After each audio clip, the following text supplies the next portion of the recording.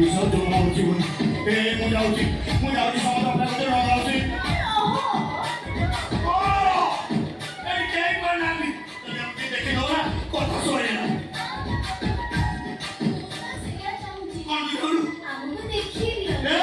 देखिए कौन तू जानी तो भाई क्या मुखिया थोड़ी जल्दी देखी दो कथा सरिया अरे केते पूजो हार हार करती मते जल्दी देखियो दानो सॉरी मोर बस ये जाऊंगी कौन जाऊंगी अपने गानो बाहर कर दिया बोलो हां तू बाहर ही गले वो तो सहित पड़ी आओ जल्दी कर बाहर कर दे तारे वो तो सहित बाहर ही बे नो तते मुहारी ची तू कोन जीवटे आरो तू ब्रा घोड़ाटे खाली कोकुलु भोकुलु एगिटी आउछु तते के हारवा ए सुगा ए तुमने कोई बोली को ए तू गारो होई बेरु ए बाबा तुम को तो सुनो ना बोली ना कोन सुने नहीं तुमने को को सुनो तो मोर इतनी होती कोना मु तो सुनुनी हां रे तू तो जानिछु मु निसा बिसा किछि खाइनी अरे तू तो जियो पिला नहीं भागा लो खाला जे और आकु तू सोनो अरे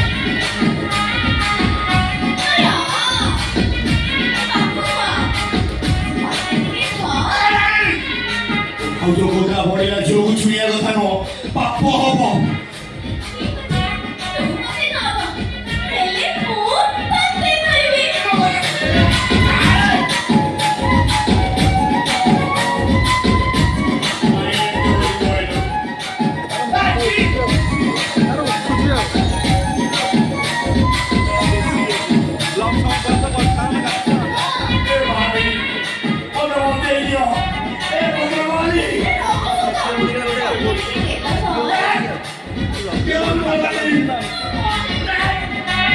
ଅଶ୍ୱିନୀ ପଳେଇବ ଆଉ ଗୋଟେ କାହା ସାଙ୍ଗେ ସମ୍ପର୍କ ୟାଦ ଉଠୁଛି ଅଶ୍ୱିନୀ ପଳେଇବ ଆଉ କାହା ସାଙ୍ଗରେ ରହିବ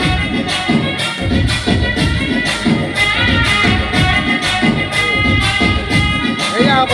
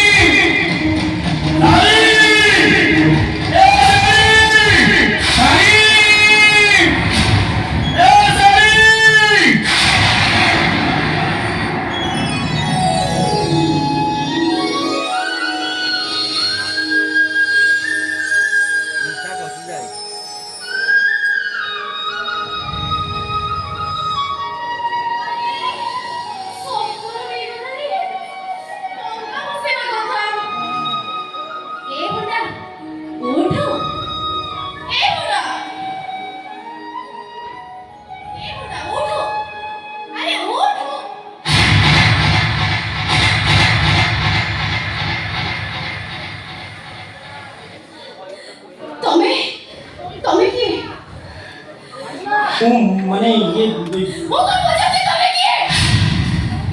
ତମେ ତମେ ଏଠି କେମିତି ଆସିଲ? ଆରେ କିଛି କହୁନ କାହିଁକି? ତମେ କେତେବେଳେ ଆସିଲ?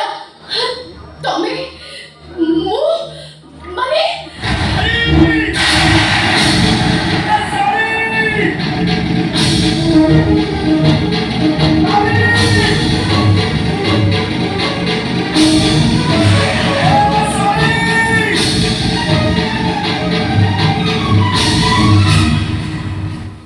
सारी तू एक ही आई तू उन्होंने कहते रखे ए मामा जाई ए सारी बड़े एक ही अच्छी सारी तू एठी कौन करूଛୁ ଆମର ତ କେତେ ରେ ଖୋଜିଲୁ और कहते हैं मैंने मुंगला समुद्र को मायने मैंने बड़ा पुलिस जैसी तू कोई भाई देखी यार तू ऐसे डिंगी वाला डोंगा बोलतो जो ए चार चार हमना ना वसा से दिखो चल और भी कर सारी ए बाबू किए बाबू ତମେ ଏଠି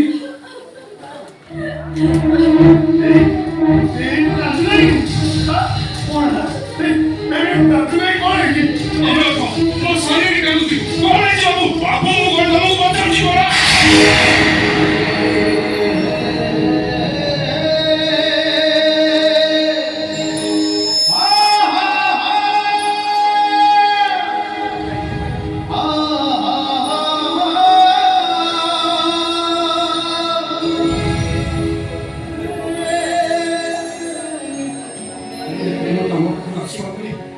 ସାଙ୍ଗମାନଙ୍କ ସହିତ ଟିକେ ନିରାଳକୁ ଚାଲି ଆସିଲି ସେମାନେ ସମସ୍ତେ ଏଇ ବାଲିଆରେ ବସି ମଦ ପିଉଥିଲେ ମୁଁ ମନା କରିବା ସତ୍ତ୍ୱେ ସେମାନେ ମତେ ବି ବାଧ୍ୟ କରି ମଦ ପିଆଇଥିଲେ ମୋତେ ଖୁବ୍ ଜୋରରେ ନିଶା ହେଇଗଲା ଆଉ ସେଇ ନିଶାଗ୍ରସ୍ତ ଅବସ୍ଥାରେ ସେମାନେ ମତେ ଛାଡ଼ି ଯାତ୍ରା ଭିତରକୁ ଚାଲିଗଲେ ଆଉ ମୁଁ ଏକୁଟିଆ ଯାତ୍ରା ଭିତରକୁ ଗଲାବେଳକୁ ହଠାତ୍ ଅନ୍ଧାର ଭିତରେ ମତେ ଗୋଟେ ଝିଅଟେ ଜୋରରେ ଚାପୁଡ଼ି ଧରିଲା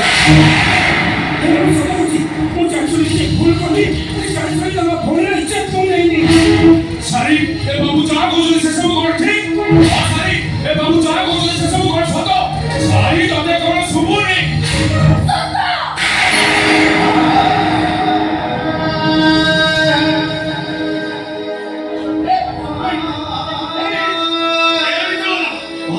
तू जा कर समझा ए बाबू जा कर बिका को तारीख को किसी को कहले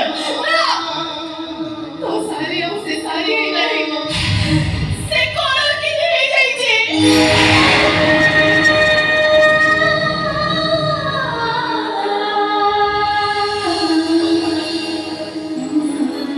मारे जाबी जाते कौन करू तू ए विवाह मस्ती मुखिया हूं ମୋ ଭୟରେ କେହି ମୋ ଯୋଉ କାହାକୁ ଆଖି ଉଠେଇ ଚାହାନ୍ତି ଶେଷରେ ତୁ ମୋ ଭଉଣୀ ନେଇ ଏତେ ବଡ଼ ଭୁଲ କଲୁ କେମିତି ଏତେ ତାରି ତ ସବୁ ସବୁ ମୁଁ ତାକେ ଏକା ଖାଲି ଚାଲି ମୁଁ ଭାବିଲି ସେ ବି ମୋ ପଛରେ ଚାଲି ଆସିବ ହେଲେ ଏଠି ସାରି ଶାଢ଼ୀ ଯିବ ଶାଢ଼ୀ ନିଶ୍ଚୟ ଯିବ ଶାଢ଼ୀ ଏଇ ଗାଁରୁ ଯିବ ନହେଲେ ଏଇ ଦୁନିଆରୁ ଯିବ ଗାଁରେ କେହି ଭୁଲ କଲେ ମୁଁ ସେମାନଙ୍କୁ ଶାସ୍ତି ଦିଏ ଆଜି ଗାଁ ଲୋକ ବିଚାର କରିବେ ସେମାନେ ଯାହା ଶାସ୍ତି ଦେବେ ତୁ ମାନିବା ପାଇଁ ବାଧ୍ୟ ତୁ ମାନିବା ପାଇଁ ବାଧ୍ୟ ତତେ ଇଚ୍ଛା ନା ଛାଡ଼ି ଚାଲିଯିବ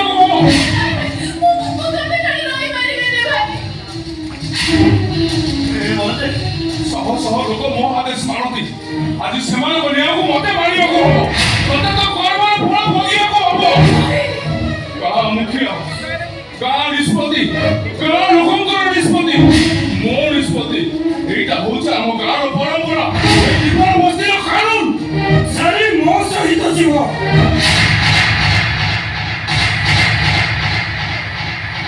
ଆଜି ସେ କାହିଁ ତମ ସହିତ ଯିବ ନାଇଁ ନାଇଁ ନାଇଁ ନାଇଁ ସିଏ ଆମ ଗାଁରେ ରହିବ ଏଇ ରହିବ ଆଉ ଯଦି ଗାଁ ଲୋକ ବାହାର କରିଛନ୍ତି ତାହେଲେ ସିଏ ମୋ ସାଙ୍ଗରେ ଯିବ ମୁଁ ଯୁଆଡେ ସେ ଯିବ ମୁଁ ଯୋଉଠି ରହିବି ସେ ସେଇଠି ରହିବ ହଁ ମୋ ଭାଇ କହୁଥିଲା ସାରି ସହିତ ମୋର ବାହାଘର ହବ ସିଏ ମୋ କନ୍ୟା ହବ ଆମକୁ ବର ହେଲା ଭାଇ ମୁଁ ଠିକ କହିଲା ତୁ ମୋ ସାଙ୍ଗରେ ଯିବୁ ମୁଁ ଯୁଆଡେ ଯିବି ସେଠି ଠିକ କହିଲା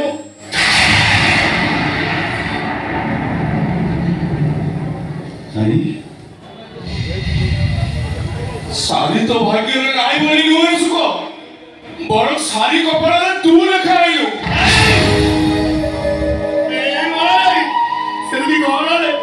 ସେମିତି କହନା ତୁ ଭାବୁଛୁ ନା ମୁଁ ହୁଣ୍ଡାଟା ମୁଁ ତ ଭଉଣୀ ଖୁସିରେ ରଖିପାରିବିନି ତାର ଭଲ ଭଲ ବୁଝିପାରିବିନି ବୋଲି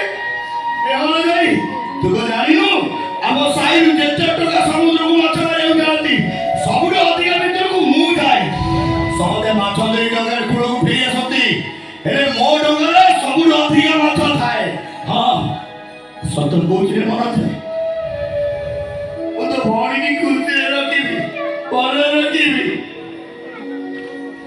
ଓ ଶାଢ଼ୀକୁ ଭଲ କରିବି ଆରେ ଭଲରେ ରଖିବା ପାଇଁ ଖୁସିରେ ରଖିବା ପାଇଁ ତୋ ପାଖରେ ସବୁ କିଛି ଅଛି ସେଇଥିପାଇଁ ତ ତୋ ଭାଇକି ମୁଁ କଥା ଦେଇଥିଲି ଶାଢ଼ୀ ସହିତ ତୋତେ ବାହା ଦେବି ବୋଲି ହେଲେ ଏ ହତ ଭାଗିଲେ ଗଲା ସେ ସୁଖ ନାହିଁ ଏ ନାଇଁ କି କହିଲା ନାଇଁ ବୋଲି ମନୋଜ ଭାଇ ଜାଣିଛୁ କାଲି ଯାତ୍ରାରୁ ନା ମୁଁ ଚଖା କିଣିଛି ସିନ୍ଦୁର କିଣିଛି ଆମ ଘରେ ରଖିଛି ମୋ ଭାଉଜକୁ ଦେଇଛି ମୋ ଭାଇ କହୁଥିଲା ଏଇ ଫଗୁଣରେ ଶାଢ଼ୀ ସହିତ ମୋର ବାହାଘର ହବ ଶାଢ଼ୀ ମୁଣ୍ଡରେ ମୁଁ ସିନ୍ଦୁର ଦେବି ତ ମୁଁ ଚଖା ପିନ୍ଧେଇବି ହଁ ଏ ଶାଢ଼ୀ ଜାଣିଛୁ ନା ମୁଁ ତୋ ପାଇଁ ଚଖା ସିନ୍ଦୁର ରଖିଛି ମୁଁ ତୋତେ ଚଖା ପିନ୍ଧେଇ ଦେବି ସିନ୍ଦୁର ପିନ୍ଧେଇ ଦେବି ହେ ତୁ ମୋ ସ୍ତ୍ରୀ ହବା ବୁଝିଲ ନା ରଖିଥା କୋଉଠି ସକା ସିଦିର ମୁଁ ମରିଗଲା ପରେ ମୋ ଶବକୁ ପିନ୍ଧେଇ ଦବ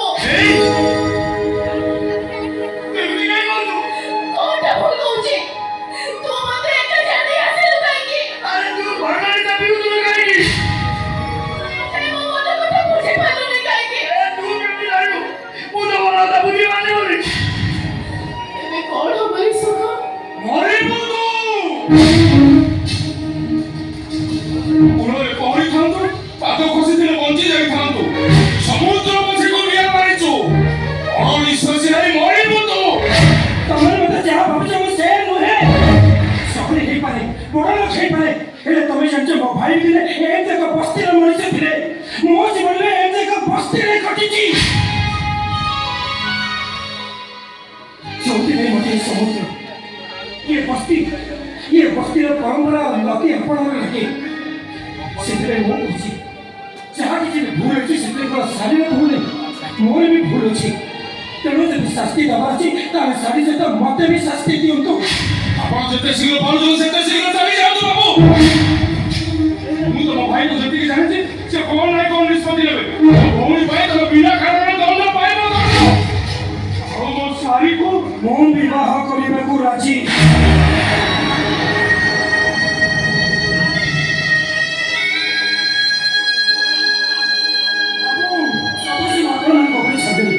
ଆପଣମାନେ ଚାହିଁଲେ ଶାଢ଼ୀ ନ୍ୟାୟ ପାଇବ ମୁଁ ଶାଢ଼ୀକି ନ୍ୟାୟ ଦେବି ମୋ ଭାଇକୁ ମୁଁ ଯେତିକି ଜାଣିଛି ସେସବୁ କଥା ଶୁଣି ସାରିବା ପରେ ମୋ କଥାରେ ସେ ନିଶ୍ଚୟ ରାଜି ହେଇଯିବେ ତେଣୁ ମୁଁ ଆପଣଙ୍କୁ କଥା କହୁଛି ଆସନ୍ତା ସପ୍ତାହରେ ଶାଢ଼ୀକି ମୁଁ ଆମ ଘରକୁ ବୋହୂ କରି ନେଇଯିବି ଶାଢ଼ୀ ଆମରି ଘରର ବୋହୂ ହବ ଆଉ ସେଠି ଖୁସିରେ ରହିବ ସେକଥା ପଛରେ ବାବୁ ତମେ ବି ଯଦି ଶାଢ଼ୀକୁ ବାହା ହବ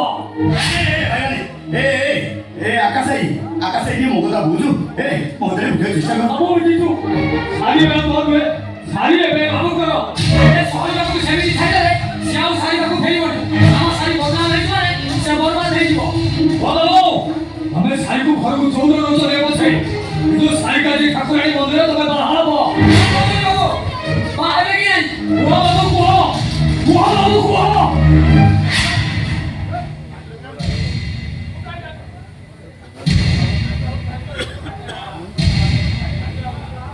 ହଁ ମୁଁ ରାଜି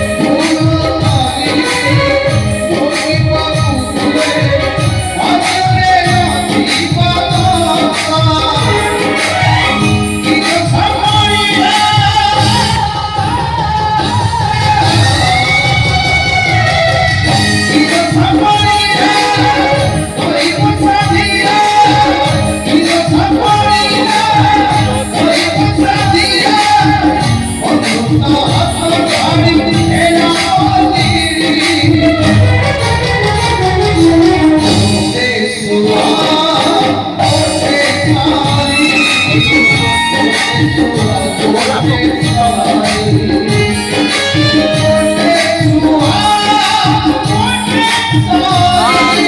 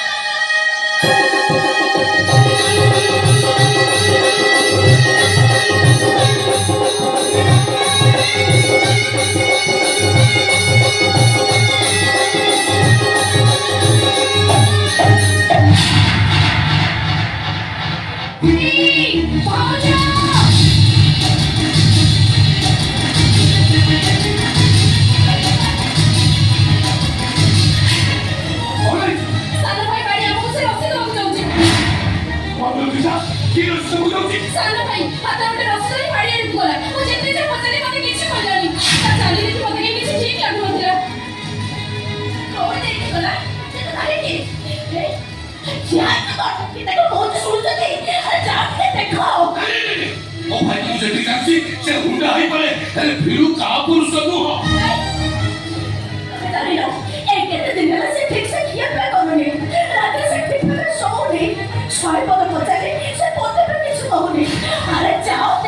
ଆରେ ତାପରେ ସିଏ ନାଇଁ ମୋ ଭାଇ କେବେ ତମେ ଭୁଲ କାମ କରିପାରିବନି ମୁଁ ତାକୁ ଠିକ ଜାଣିଛି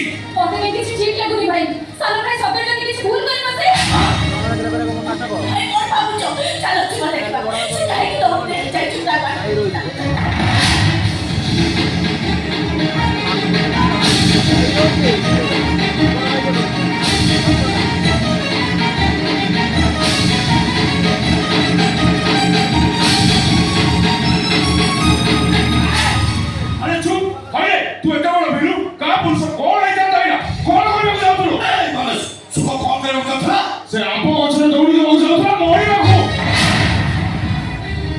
ଭାଗ୍ୟ ଭଲ ମୁଁ ଆସୁଥିଲି ଦେଖିଦେଲି ନହେଲେ ତଳକୁ ସବ ଆଇ ଶୁଣି ଯାଆନ୍ତା ମନୋଜ ଯାହା କହୁଛି ସେ କଥା କଣ ସତ ଏଇ ମୁଁ ତତେ କଣ ପଚାରୁଛି ପରା ଏ ମନୋଜ ଯାହା କହୁଛି ସେ କଥା କଣ ସତ ଆରେ କଣ ଦୌଡ଼ି ଦେଇ ମରିବାକୁ ଚାହୁଁଥିଲୁ ଆଉ କଣ ବଞ୍ଚି ଅଛି କି ନିଜ ସବାଇ ବଞ୍ଚିବା ଅପେକ୍ଷା ଶତ୍ରୁ ସତ ମରିଯାହା ଭଲ ସବାଇ ବଞ୍ଚିଛୁ ଆରେ କିଏ ତତେ ଶବ ସଜେଇ ଦେଇଛି ଏଇ ମନୋଜ ଗାଁ ଲୋକ ସମସ୍ତେ ନିଜେ ମାରି ଦେଇଛନ୍ତି ମୋ ଦେହରୁ ଜୀବନ କାଢି ଦେଇଛନ୍ତି ନିଜ ସବାଇ ବଞ୍ଚିବା ଅପେକ୍ଷା ଶତ୍ରୁ ସତ ମରିଯିବା ଭଲ ହବ ମରିଯିବୁ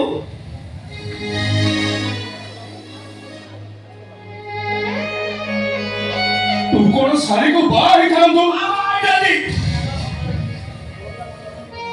ମତେ ଭଲ ପାଉଥିଲା ମୁଁ ବି ତାକୁ ଭଲ ପାଉଥିଲି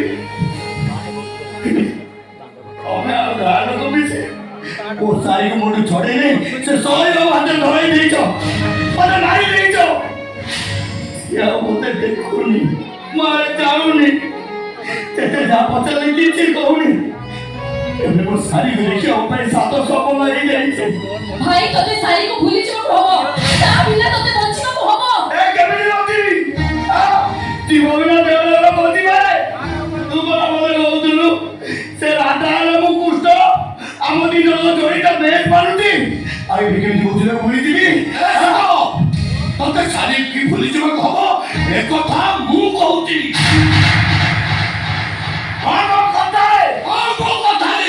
ତମେ ବି ଭଲ ତିନିଟା କଥା କହୁଛ ତମେ ପରା କହୁଛ ଏଇ ଭଗୁଣରେ ଶାରୀ ସହିତ ମୋର ବାହାଘର ହବ ଶାରୀ ଆମର ବୋଉ କରି ନବ ବୋଲି ଆଉ ଏବେ କେମିତି କହୁଛ ଭୁଲିଯିବା ପାଇଁ ତତେ କେମିତି ବୁଝେଇବେ ମୁଁ କିଛି ଜାଣିପାରୁନି ତତେ କେମିତି ବୁଝେଇବେ ଶାରୀ ଆଉ ତୋର ହିଁ ନାହିଁ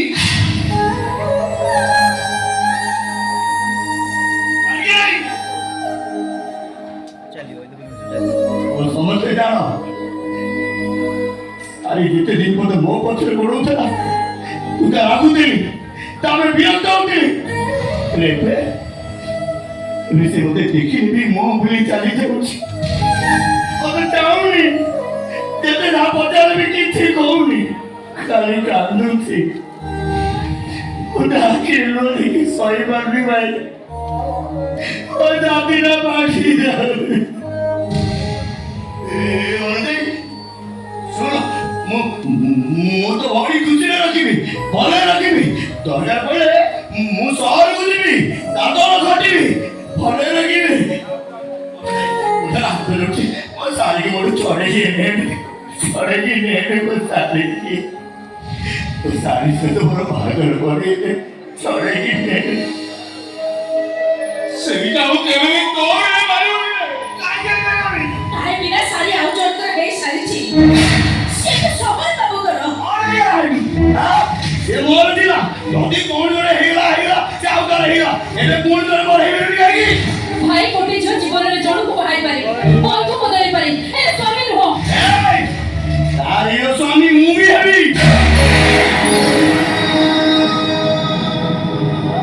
ହେ ଭଗବାନ ସେ ଭଗବାନଙ୍କ ପାଇଁ ମୁଁ ତମର ହାତ ଧରୁଛି ରାହୁଛି ମୋ ଶାଢ଼ୀକି ମୋର ଚଳେଇକି ଦିଅନ୍ତି ମୋ ଶାଢ଼ୀ ସହିତ ମୋର ବାହାଘର କରେଇ ଦିଅ ଶାଢ଼ୀ ତତେ ବାହାନ ଶାଢ଼ୀ ବସିଆ ହେଇଯିବ ନାରୀର ନାରୀତ୍ୱ କୁମାରିତ୍ୱ ସମସ୍ତେ ସହରକୁ ନେଇ ଯାଇଛି ଆରେ ସେମିତି ଶାଢ଼ୀ ତ ସ୍ତ୍ରୀ କହିବିନି ଚରିତ୍ରହୀନା କଳ କିନି ବେଶ୍ୟା ବୋଲି କହିବେ ଖାଲି କଥା ସିନ୍ଦୁର ପିନ୍ଧାଯାଏ ସିନ୍ଦୁର ପିନ୍ଧା ଶୀତରେ ସିନ୍ଦୁର ପିନ୍ଧା ଯାଏନି ସବୁଠାରୁ ବଡ଼ କଥା ହେଲା ଶାଢ଼ୀ ଏବେ ମା ହବାକୁ ଯାଉଛି ତା ଗର୍ଭରେ ସେ ଶାଢ଼ୀ ବାବୁର ସନ୍ତାନ ବଢୁଛି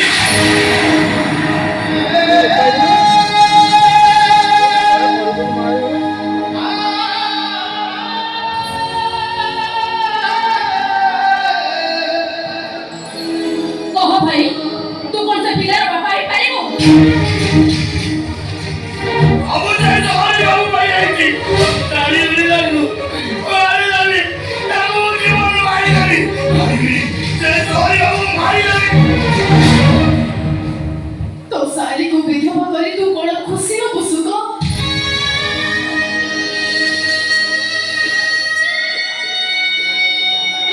खाली हाथ खाली बठाई बोलिबे ताकू गाँ लोक माने विधवा बोली कहिबे ता मुह चाइले विरक्ति हेबे ताकू अलखिरे डाहाई बोली कहिबे तते कोन ए सब कथा सुनले भल लागिबो कौन करी तू कौन आज तुम्हारे जहाँ कौच तमर मत मु बुझी पारुनी अरे एते बड़ हुंडा तो मु नुआ ना अरे बुझुतु जदि अबुझ होउछु काहिଁକି तारचु सरी सुको आबत जरा दौड़ दବାକୁ ଯାଉଥିଲା ମନେ ତ ସେ କୋଟେ ଆସୁଥିଲା ତାର କୋଣ ସେ ନେଇ ଖାତା ଆଉ ଯେଟା କୋଟେ ଦେଖକୁ କୋଣ ସତ ତୁ ଆତ୍ମହତ୍ୟା କରିବାକୁ ଯାଉଥିଲୁ ପଚାରିଲେ କହୁଛି ସେ କୋଟେ ସାଇ ବିନା ବଞ୍ଚି ପାରିବନି ଏମାନେ ସମସ୍ତେ ଚାହୁଁଛନ୍ତି ଏ କଥା କୋଣ ସତ ଆରେ କହ अरे काहिଁକି ଚୋରି ଯାଇଛୁ ତୁ କହୁନୁ ଆତ୍ମହତ୍ୟା କରିବାକୁ ଯାଇନଥିଲୁ ମୁଁ ତତେ କଣ ପଚାରୁଛି ଏମାନେ ସମସ୍ତେ ଚାହୁଁଛନ୍ତି ଏ କଥା କୋଣ ସତ ତୁ କଣ ଆତ୍ମହତ୍ୟା କରିବାକୁ ଯାଉଥିଲୁ ଆରେ କହୁନୁ କାହିଁକି अब मारे ସୁକା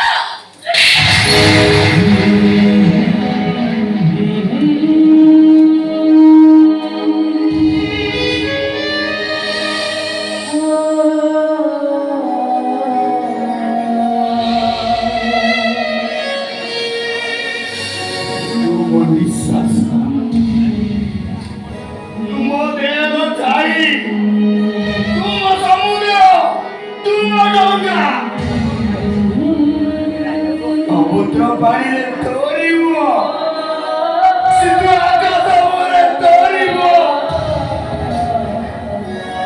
ତାରର ଟିଙ୍ଗ ଭିତରେ ତୋରିବ ତୁ କଣ କରିବି ମୋତେ ନେଇ ସେ ସହରୀ ବାବୁ ପାଖରେ ଛାଡ଼ି ଦିଅ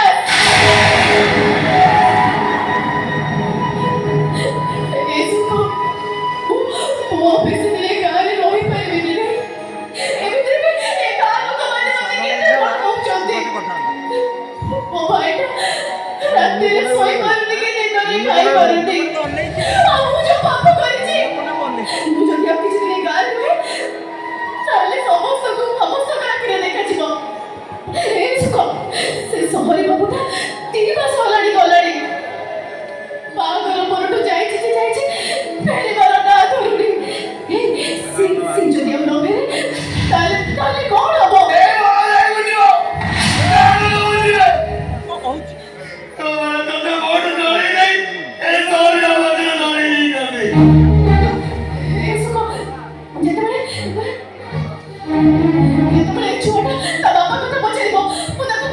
ଶାଢ଼ୀ କଣ ହେଇଛି ତାକୁ? ଶାଢ଼ୀ ଠିକ କହୁଛି ରେ ସୁଖ ମତେ କାହିଁ କଥାଟା ଭାରି ଅଡୁଆ ଅଡୁଆ ଲାଗୁଛି 2 ଦିନ ପରେ ଆସିବ କହେ ସେ 2 ମାସ ହେଇଗଲାଣି ସହରୀ ବାବୁକୁ ମୁଁ ଯେତେ ଫୋନ ଲଗାଉଛି ତା ଫୋନ ଲାଗୁନି ଆଉ ଯଦି ସହରୀ ବାବୁ ସହିତ ମୁଁ ଅଳ୍ପ ସମୟ ମିଶିଥିଲେ ବି ମୁଁ ତାକୁ ଯେତିକି ଜାଣିଛି ସେ ସେତେ ଖରାପ ଲୋକ ନୁହଁ ସେ ଆମ ଶାଢ଼ୀକୁ କେବେ ବି ତତେ ଜଠା ଥିବ ତାହେଲେ ଶାଢ଼ୀକି ଦେବାକୁ ସେ ଆସୁନି କାହିଁକି? ମନ୍ଦିର ପାଇଁ କଥାଟା ଠିକ ଲାଗୁନି ଶାଢ଼ୀର ଅବସ୍ଥା ଯାହା ବେଶୀ ଦେରି କରିବା ଉଚିତ ନୁହଁ ବରଂ ଭଲ ହବ ଆମେ ଶାଢ଼ୀକୁ ନେଇ ବାବୁ ପାଖରେ ଛାଡ଼ି ଦେଇ ଆସିବା।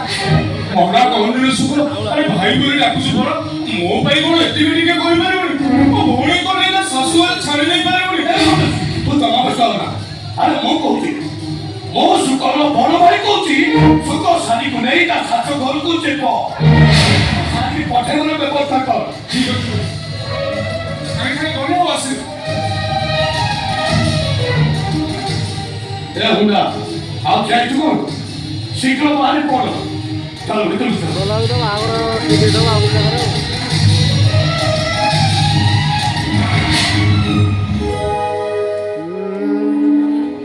ଏ ସୁଖ କଣ ଭାବୁଛୁ? ଖାଲି ତ ସୁଖ ଡାକି ମତେ ନେଇକି ଯିବୁନି? तो भाई को मोबाइल भी खोल अब मो मना कहला कुकिए ଏ ସବୁ ତୋରି ପାଇଁ ହେଲା। ओनले कहि दिली बागरी सपिया को ଆରେ ସାଙ୍ଗମାନେ କହିଲେ ଯୋଉ କଥା ମନ ଖୋଲି କହିପାରିବୁ ଭାଗ ଖାଇଲେ ଭାଗ ନିଶାରେ କହିଦେବୁ ସେଥିପାଇଁ ଖାଇଦେଲି। ହେଲେ ତୁ ଯଦି ମୋ କଥା ଶୁଣିଥାନ୍ତୁ ଯଦି ମୋ କଥା ବୁଝିଥାନ୍ତୁ ତାହେଲେ ମତେ ଆଜି ଏମିତି କାନ୍ଦିବାକୁ ପଡ଼ିନଥାନ୍ତା କି ସେ ସହର ବାବୁକୁ ବାଇ ତତେ ଛାଡ଼ି ଯିବାକୁ ପଡ଼ିନଥାନ୍ତା। तू के तू जानू ना तो मन बुझी न दिली बोली तो ना डाड़ी न दिली बोली तो मैं यही की भाई छोड़ी न दिली जे तते मु मोर निजर टू बेसी वाला पाए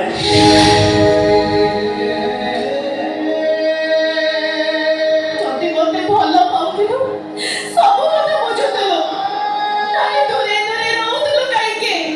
କାହିଁକି ନା ତୁମ ଆଖି କି ଝିଅଟେ ନୁହଁ ସଜ ଫୁଟା ଫୁଲଟେ ପରି ଦେଖାଯାଉ ଆଉ ମୁଁ ତ ଭାବିଥିଲି ଏଇ ଉପରବାଲା ତତେ ମୋ ପାଇଁ ସଜେଇକି ରଖିଛି ମୋ ପାଖରେ ହାର କରି ପକେଇବା ପାଇଁ ଛିଣ୍ଡେଇ ହାରିଲେ ତ ମଉଳି ଯିବ ନା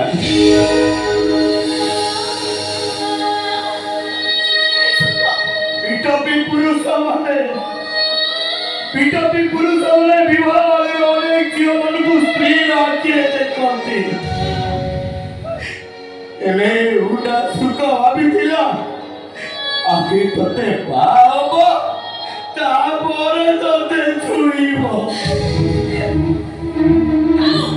ଆଉ ଥରେ ଭାବୁଛ ବଢିଆ ସେ ସହରୀ ବାବୁଟା ତୋର ତ ଫୁଲକୁ ଛିଣ୍ଡେଇ ଦେଲା।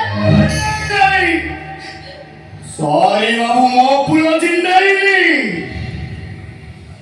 ମୋ ଫୁଲଟା ଆପେ ଆପେ টেম্পরু ছিন্দি সরি বাবু আদারে তোরা লইলেরা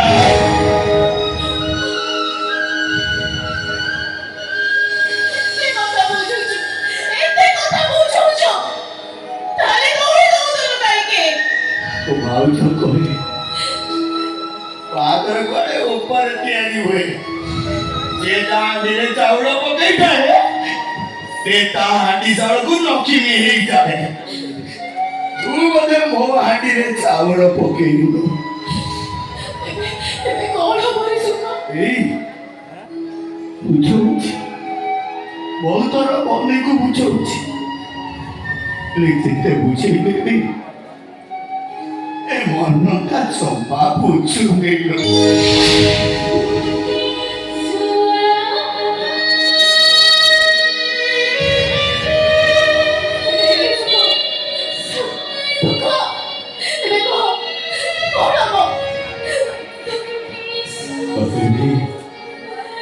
ଶାଶୁଘରେ ଛାଡ଼ି ଦେଇ ଆସି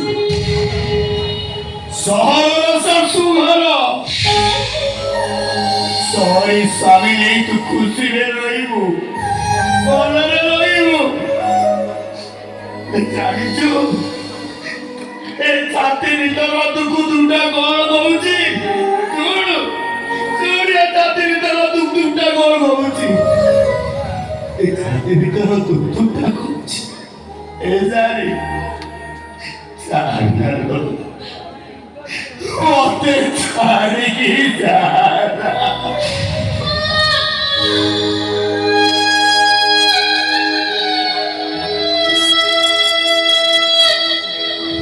ଭୁବନେଶ୍ୱରକୁ ଆମ ଗାଁ ବାଟରେ କେବଳ ଗୋଟାଏ ବସ୍ ଯାଏ। ସକାଳୁ ଗଲେ ରାତିରେ ଫେରେ ହେଲେ ତୁ ଆଉ ଫେରିବୁନି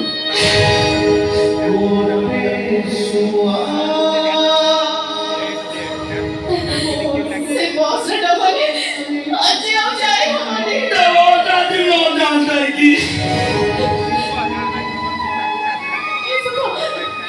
ଗାଡ଼ିଟା ମୋର ପଡ଼ିଲାଣି।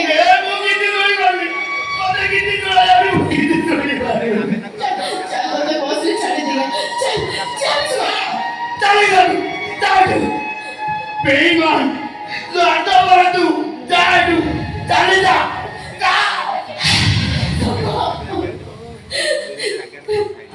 କଲାଥର ଯାତ୍ରାରେ ତୁ ଯୋଉ ଗୀତଟା ଗାଇଥିଲୁ ପୁଣି ଥରେ ଗାଇଦେ ଗାଇକି ସୁଖ। କାହିଁକି ମୋ ସେ ପାଠ କରିପାରୁନି କହିଲି ଗାଡ଼ିରେ ଚାଲିଯିବୁ ମତେ ଛାଡ଼ିରେ ବର୍ଷା ମେଘକୁ ବାନ୍ଧି ପାରିବୁନୁ ତୋର ଏଇ ଗାମୁଛାରେ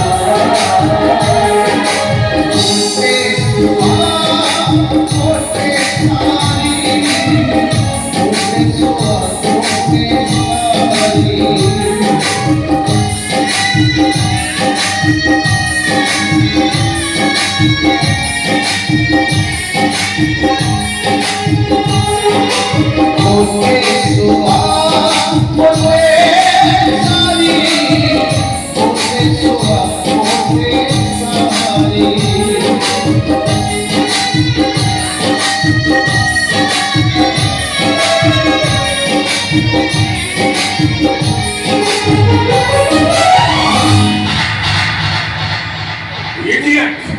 All are idiot! गाड़ी समझ के नहीं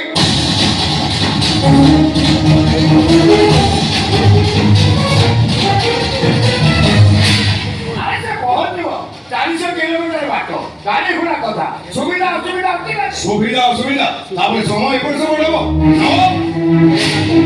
जानिछ मामू काश्मीर बरफावृत अंचल मंच जंगल को पहाड़िया रास्ता एथरे भी हमको टाइम रो टारगेट दिया जाय था केई मिनिट एपट सेपट हेले अनुप्रवेशकारी बेले हर भीतर बसि आसी କାନ୍ଧରେ ବୋଝ ବହି ଆମକୁ ବି ପରଫେକ୍ଟ ଟାଇମରେ ପହଞ୍ଚିବାକୁ ପଡିଥାଏ।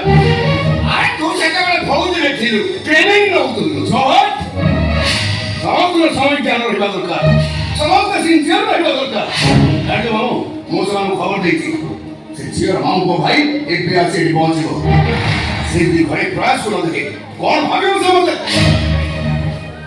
ମାମୁ ପୁଅ ବନ୍ଧୁ ମେଜର ଆୟୁଷ ପଟ୍ଟନାୟକର ଭଉଣୀ ସୋନାଲି କଥା କହୁଛି। ତା ମାମୁ ପୁଅ ଭାଇ ରକି ଏବେ ଏଠି ଆସି ପହଞ୍ଚିବ। ନର୍ମାଲି ଟିକା କଥାବାର୍ତ୍ତା, ତାପରେ ବାଉଣ୍ଡେଡ ଫାଇନାଲ। କାହା ସହିତ ମୋ ସାନ ଭାଇ ପ୍ରୟାସ ସହିତ ମୋ ବନ୍ଧୁ ଆୟୁଷ ପଟ୍ଟନାୟକର ଭଉଣୀ ସୋନାଲିର ବାହାଘର। ଯା 15 ବର୍ଷ ପୂର୍ବେ ଆମ ଦୁଇ ବନ୍ଧୁର ଇଚ୍ଛା ଆଉ ସ୍ୱପ୍ନ ଥିଲା।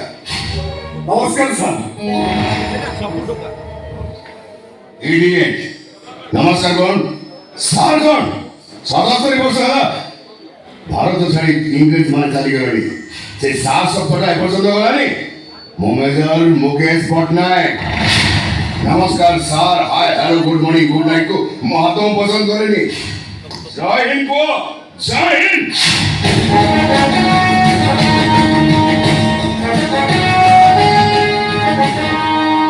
ଆଜି ତମେ କି? ମୁଁ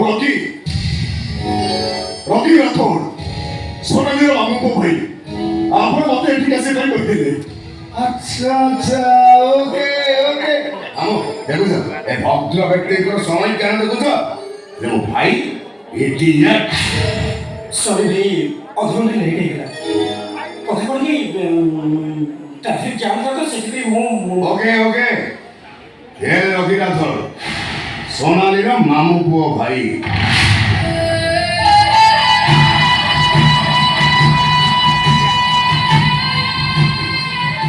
ହ୍ୟାଲୋ। ହାय। নো সরি স্যার, জয় হিন্দ। জয় হিন্দ। রকি, এ নাম সারা ভাই প্রয়াস পট্টনায়ক। পট্টনায়ক বংশর অচলাচল সম্পদের একমাত্র মালিক। প্রয়াস দর্শন শাস্ত্রে এমএ করেছে। ফটোগ্রাফি তো বহুত নিশা, বাট নিশা ঠারু বহুত দূরে। କହିବାକୁ ଗଲେ ଆଜିକାଲିର ପିଲା ଭିତରେ ଚାରିକାଲିର ପିଲା ହେଲେ ବି ନୀତି ନିୟମ ଶୃଙ୍ଖଳାରୁ କେବେ ବି ବାହାରି ଯାଇନି। ଯାହା କରେ ମୁଁ ପରମିଶନରେ କରେ।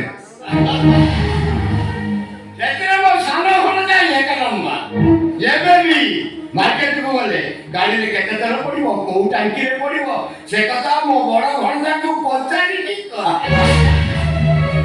ତଥାପି ବାହାଘର ବିଷୟରେ ତାଙ୍କର ମତାମତ ନେବା ନିହାତି ଆବଶ୍ୟକ। ଯାହାପରେ ସେ ନିଜେ ବାହାରେ ନା କାମ। ଏ ଘରେ କାହାରି ମତାମତ ନିଆଯାଏନି। ଡିସିସନ ମୁଁ ନିଏ, ପରମିଶନ ମୁଁ ଦିଏ। ମୁଁ ଡିସିସନକୁ ଏ ଫାଙ୍କି ଦେବା ଠିକ କରିନାହାନ୍ତି କି ମୋ ଆଦେଶକୁ ଇଗ୍ନୋର ଏ ପର୍ଯ୍ୟନ୍ତ କରିବାର ସାହସ କାହାରି ନାହିଁ। ମତେ ଖାଲି କୁହ, ମୋ ଭାଇକୁ ତ ଦେଖିଲ, ମୋ ଭାଇ ତମର ପସନ୍ଦ କି ନା? କିନ୍ତୁ ଭାଇ ପ୍ରଶ୍ନଟା ମୁଁ ରକି ବାବୁଙ୍କୁ ପଚାରିଛି, ତତେ ନୁହଁ। କୁହ ରକି, ମୋ ଭାଇ ତମର ପସନ୍ଦ ହେଲେ କି ନା? ସାର୍, ମୋ ଭଉଣୀ ସୋନାଲି ଆଉ ଆପଣଙ୍କ ଭାଇ ପ୍ରୟାସ ବେଶ ମାନିବ। କିନ୍ତୁ ଭାଇ My dear parents, Rocky, then proceed now. ବାହାଘରଟା ଯେତେ ଶୀଘ୍ର ଯିବା ଦରକାର। ତିଥି ବାର ନକ୍ଷତ୍ର ଠିକ କରି ବାହାଘରଟା ମୁଁ ତମକୁ ଜଣେଇଦେବି। ଓକେ ଜୟ ହିନ୍ଦ ସାର୍। ଜୟ ହିନ୍ଦ। ଆସୁନ, ବାହାଘରଟା ନିରାଡମ୍ବର ହବ, ମନ୍ଦିରରେ ହବ। ନୋ ବଜାବଣ, ନୋ ରସଣୀ, ଓନ୍ଲି ବ୍ରାହ୍ମଣର ମନ୍ତ୍ର ଧରି। ଓକେ ଆସି ସାର୍। ଓକେ ଆସୁନ। ଏ ଘରକୁ ଆସି ଖାଲି ଖାଲି କେହି ଯାଆନ୍ତିନି। ମାମୁଁ ଗୋଟେ କାମ କର, ତମେ ଶଙ୍କର ଆଉ ଡ୍ରାଇଭର କୁହ ରଖିବା ପାଇଁ କିଛି ଖାଲି ନାଇଁ ଆଜ୍ଞା, ବାହାଘର ସରିଯାଉ, ବନ୍ଧୁ ବନ୍ଧନ ସରୁ, ତାପରେ ବନ୍ଧୁ ଚର୍ଚ୍ଚା ହବ। ଓକେ ଓକେ ଆସି ସାର୍। ଜୟ ହିନ୍ଦ, ଜୟ ହିନ୍ଦ।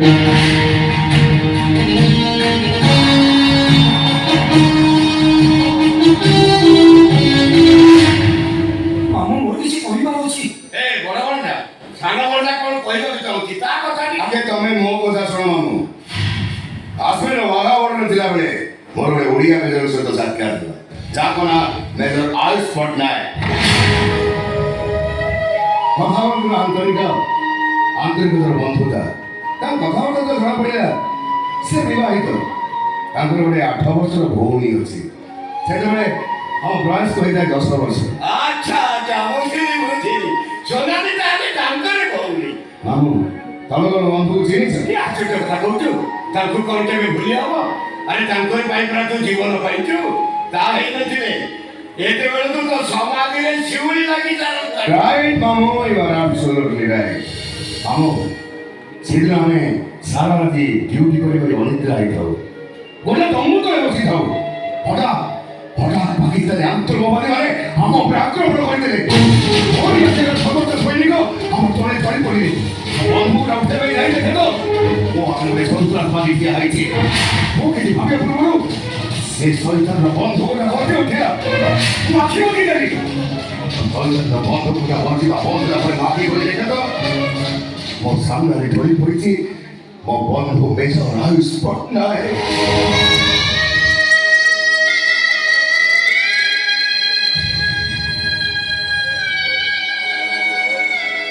ଦୁର୍ଗ ଅବସ୍ଥାରେ ମୁଁ ତାଙ୍କ କୋଳକୁ ଟେକି ନେଲି ଆଉ ସେ ମୋତେ ବସି ବସି କହିଲା ମେଜର ମୋ ଭଉଣୀ ଯେମିତି ତମ ଘରର ବୋହୂ ହୁଏ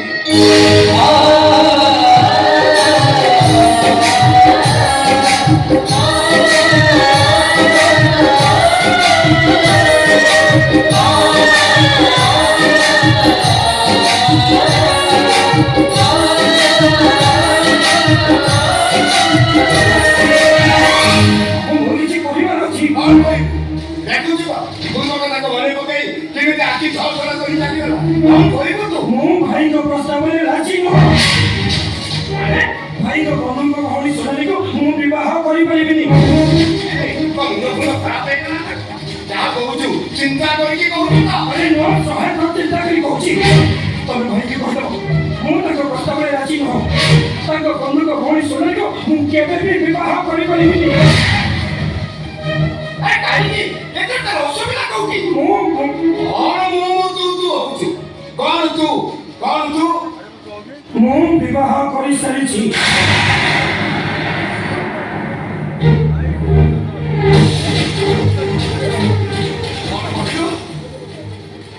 କହିଲୁ ପ୍ରାୟ ତୁ ବାହା ହେଇ ସାରିଛୁ ହଁ ମୁଁ ବାହା ହେଇସାରିଛି ହ୍ୟାଲୋ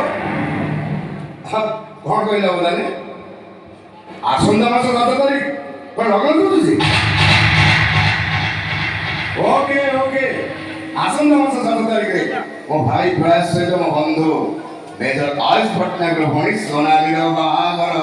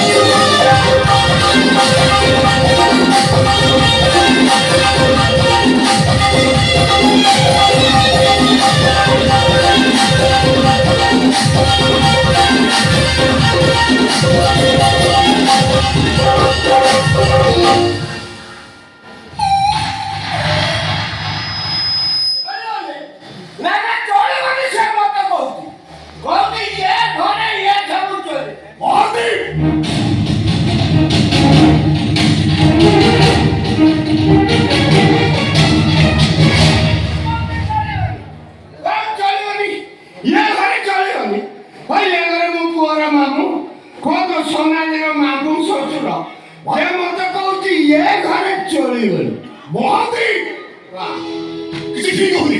ଆଉ ତମେ ଏମିତିରେ ତମର ମାନ ସମ୍ମାନ ରହିବ ତ? ରାତିରେ ମଦ ପିଇକିରି ନିଶାରେ ଫ୍ରିଜ ଖୋଲିକି ପରିସ୍ରା କରିଛି।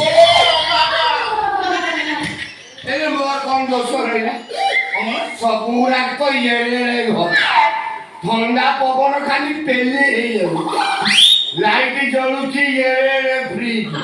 ମୁଁ କଣ ଜାଣିପାରୁଛି କୋଉଠି ଖାଆନ୍ତି କୋଉଠି କହନ୍ତି ତମେ ଏ ଘର ମାମୁଁ, ଏ ଘର ନୂଆ ଆସିଛ, ଏ ଘର ସେ କିଛି ଜାଣିନ, କିଛି ଜାଣିନାହିଁ। ହେ ଭଗବାନ, କୋଉ ଭଗବାନଙ୍କୁ ଡାକୁଛନ୍ତି? ଯେତେ ଶୀଘ୍ର ପାରୁଛନ୍ତି ଇଏ ଜୀବକୁ ଏଠୁ ବିଦା କରନ୍ତୁ, ତା ନହେଲେ ଭଗବାନ ଏ ଘର ଛାଡ଼ିକି ପଳେଇଯିବେ। ଇଏ କେବଳ ବାବୁଙ୍କର ମାମୁଁ ବୋଲି ଏପର୍ଯ୍ୟନ୍ତ ଜୀବିତ ଅଛନ୍ତି, ତା ନ ହେଇଥିଲେ କେବେଠାରୁ ବାବୁଙ୍କ ଠାରୁ ଗୁଳି ଖାଇ ସାରନ୍ତେଣି। କଣ ସେ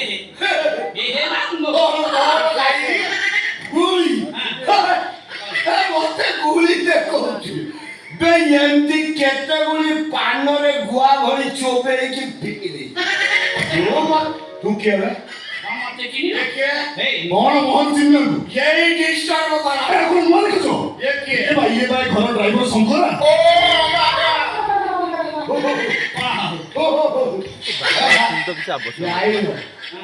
औकात भूली तू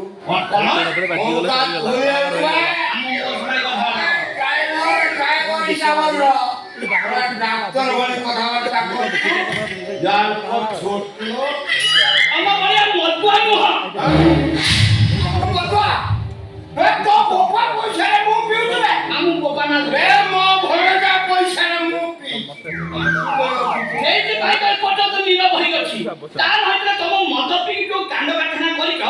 ବାବୁଙ୍କ କଥା ଛାଡ଼ ମ, ମୁଁ ନିଜେ ତମକୁ ଧକ୍କା ମାରିକି ନେଇକି ଗେଟ୍ ବାହାରେ ଛାଡ଼ି ଯାଇଛନ୍ତି। ଗେଟ୍ ବାହାରେ ଛାଡ଼ିଦବୁ ଧକ୍କା ମାରି ବେ, ମୁଁ ଏ ଘରର ମାମୁଁ, ମତେ ଜାଣିଛୁ ଧକ୍କା ମାରି ଆଜ୍ଞା କଣ କରୁଛନ୍ତି? କଣ କରୁଛନ୍ତି ତାକୁ ପଚାରନ୍ତି। ଆଜ୍ଞା କାଲି ରାତିରେ ମଦ ପିଇଛନ୍ତି, ମଦ ନିଶାରେ ସ୍ଥାନ କାଳ ମାତ୍ର କିଛି ଜାଣିପାରୁନାହାନ୍ତି, ଶେଷରେ ଠାକୁର ଘର ଆଗରେ ଯାଇକି ଝାଡ଼ା ହୋଇଛନ୍ତି। ଠାକୁର ଘର ଆଗେ ଝାଡ଼ା ବସିଲେ, ବାବୁଙ୍କ ଘର ଆଗରେ ଯୋଉ କାର୍ପେଟ ପଡିଥିଲା ସେ କାର୍ପେଟକୁ ଆଣିକି ଝାଡ଼ା ପଡେ ଘୋଡେଇଦେଲେ। ଏ ଶଳା ମିଛ କହୁଛି ମାମୁଁ, ମୁଁ ମିଛ କହୁଛି, ସିସି କ୍ୟାମେରାରେ ସବୁ ଦେଖିଛି।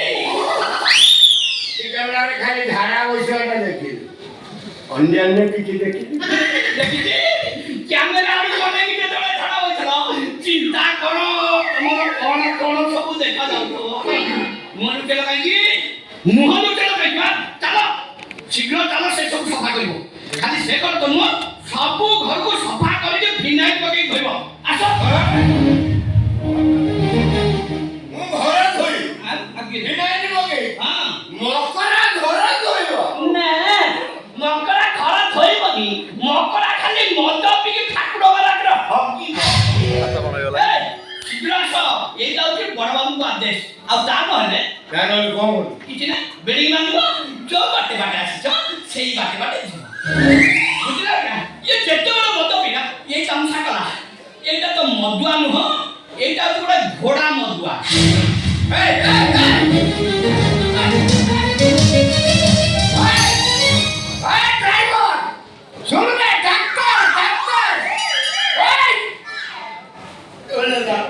କଣ କହିଲା? କହିଲା ମଧୁଆ ମତେ କଣ ମାମୁ ମଧୁଆ କହିଲା ଦୁଃଖ ନାହିଁ କହିଲା ଘୋଡ଼ା ମଧୁଆ ମୋ ଆତ୍ମାକୁ ବାଧୁ ରୁହ ମୁଁ ଆଉ ଏଠି ରହିବି ନା ନା ମୁଁ ଆଉ ମହାନ୍ତି ସହିଛ ମହାନ୍ତି ସହିଛ ଆଉ ବେଶୀ ଦିନ ନୁହଁ ଅପେକ୍ଷା କର ନୂଆ ପଡ଼ିଆ ନୂଆ ପିସ୍ ଯୋଉଥିପାଇଁ ଏ ରକି ଖାଲି ଡିଫେନ୍ସ ଖେଳୁଛି ତାପରେ ତମେ ଦେଖିବ ଏ ରକି କେମିତି ଚୌକା ଛକା ମାରୁଛି ବାହାଘର ଆସିକି ଏତେ ଦିନ ହେଇଗଲାଣି ତଥାପି ତମ ଖୁଣ୍ଟ ମଜବୁତ ହେଇନି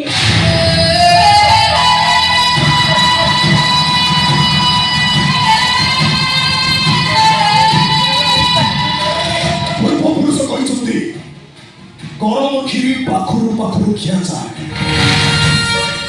ଅତିରେ ହାତ ପୁରେଇଲେ ହାତଟା ପଡ଼ିଯାଏ ଶୁଣ ଏ ଘରର ବୋହୂ ହେଇଛି ସତ କିନ୍ତୁ ମାଲିକିଆଣି ହେଇନି ଏ ଘରର ଚାବି କାଠି ତା ପାଖରେ ଅଛି କିନ୍ତୁ ଏଟିଏମ୍ କାର୍ଡ ଗୁଡାକ ତା ଦେଢ଼ଶୁର ପାଖରେ ଅଛି ହଉ କଣ ହଉଛି ହଉ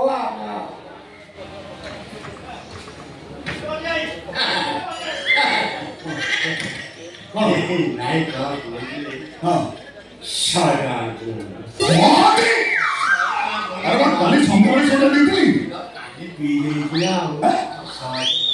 ମହାନ୍ତି ଖାଲି ସବୁବେଳେ ଶହେ ଶତ ଏଇଠି ମୂର୍ତ୍ତି ଶହେ ଦେଖ ରୁହ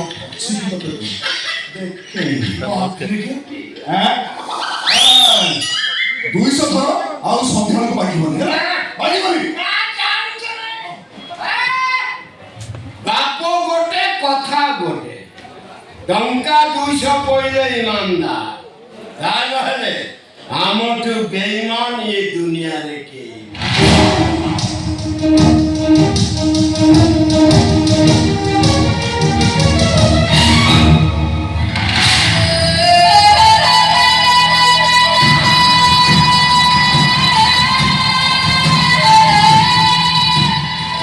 ଅପେକ୍ଷା କର ମହାନ୍ତି ମୁକେଶ ପଟ୍ଟନାୟକ ଡ୍ରାଇଭର ତମକୁ ମଦୁଆ କହିଛି ମୁଁ ଯଦି ଏ ଘରେ ମଦ କାଉଣ୍ଟର ନ ଖୋଲିଛି ତାହେଲେ ମୋ ନାଁ ବି ରକି ରାଠୋର ନୁହଁ ବାବୁ ନମସ୍କାର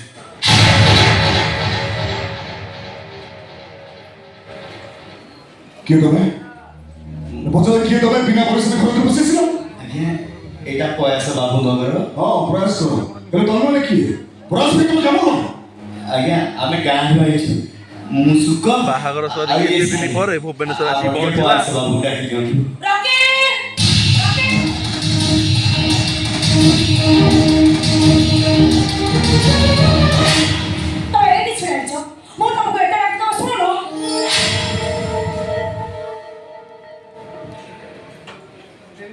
ଏମାନେ କେ ମୁଁ ବି ଜାଣିନି ପଚାରିକୁ ସେ ଗାଁରୁ ଆସୁ ପ୍ରୟାସକୁ ଖୋଜୁଛନ୍ତି ପ୍ରୟାସ କରୁଛନ୍ତି ଓ ବୁଝିଲି ଆରେ ଏମିତିରେ ପ୍ରତିଦିନ କେହି ନା କେହି ତମ ପାଖକୁ ଆସୁଛନ୍ତି କିଛି କିଛି ଟଙ୍କା ନେଉଛନ୍ତି ପୁଣି ଚାଲି ଯାଉଛନ୍ତି ତୁ ଜାଣୁ ସୋନାଲି ପ୍ରୟାସକୁ ଏ ଜୀବନ ହରିଚନ୍ଦ୍ର ଗଲେ କିଛି ବି ଭୁଲ ହବନି ଏଇ 5 ଦିନ ଭିତରେ ଏ ଘରକୁ ଭିକ ମାଗିବା ପାଇଁ 500 ଭିକାରୀ ଆସିବାର ମୁଁ ଦେଖି ସାରିଲିଣି ଆଜ୍ଞା ଆମେ ଭିକାରୀ ନୁହଁ ଆମେ ଏଠିକି ଭିକ ମାଗିବାକୁ ଆସିନୁ ତାହେଲେ କାହିଁକି ଆସିଛ ଆଜ୍ଞା ଇଏ ଆମ ଗାଁ ଝିଅ ୟା ନାଁ ଶାଢ଼ୀ ମୁଁ ଏଠିକି ପଇସା ଆମ ଘରେ ଛାଡ଼ିବାକୁ ଆଇଛି ସିଏ ହିଁ ରହିବ ମୁଁ ଗାଁକୁ ଚାଲିଯିବି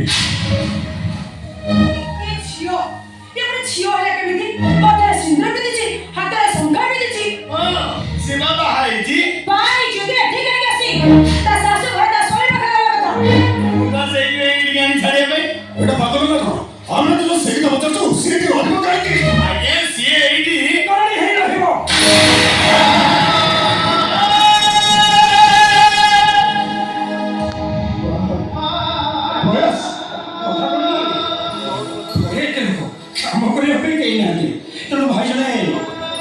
ଚାକରାଣୀ ଠିକ କରିବା ପାଇଁ କହିଥିଲେ। ହଁ ଭଲ କଥା। ସେମିତିରେ ସୁନାଦେବୀ କାମ ଧନ୍ଦା କିଛି ଆସେନି। ଏ ଘର ପାଇଁ ଗୋଟେ ଚାକରାଣୀଟେ ଦରକାର ଥିଲା। ବାବୁ ଆପଣ ଏମିତି କଣ କହୁଛନ୍ତି? ମତେ କାହିଁ ଆପଣଙ୍କ କଥା କେମିତି ଲାଗୁଛି। ବାବୁ ଇଏ ବାବୁ ଆଣି କିଏ? କଣ ଦେଖି ଜାଣିପାରୁନୁ? ସିଏ ହଉଛି ପ୍ରୟାସ ବାବୁଙ୍କ ସ୍ତ୍ରୀ।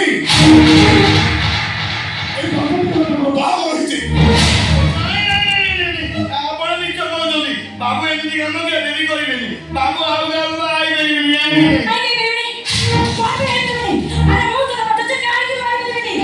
ମୁଁ କହୁଛି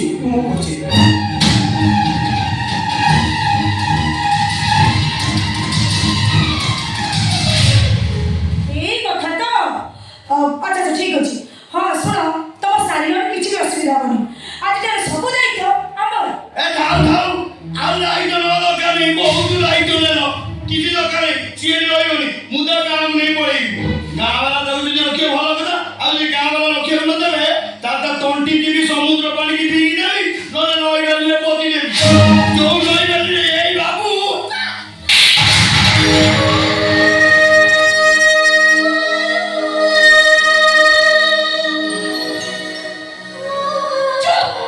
एकदम चुप। चाकर रहेगी हो। चल बैठो। तुम बाटर रहो।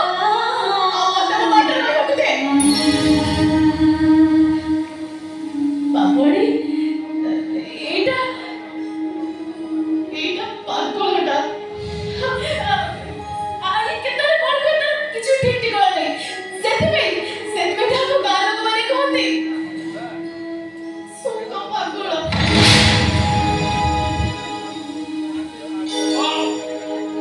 ତାଙ୍କର କଣ କହିବାକୁ ଯାହା କହୁଛୁ କହ। ଆରେ ମୁଁ ସବୁ ସତ କଥା କହିଦେବି। ଏଠିକି ତତେ କାହିଁକି ନେଇ ଯାଇଛି ମୁଁ କହିଦେବି। ହଁ ମୁଁ କହିବି। ମୁଁ ତତେ ଟିକେ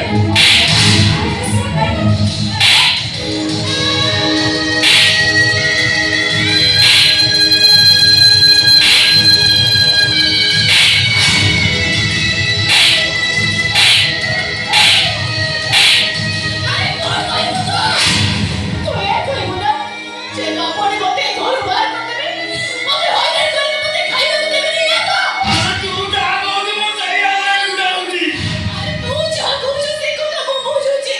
ତେରେ ତू ପରିସ୍ଥିତି को ବୁଝୁନୁ କାହିଁକି?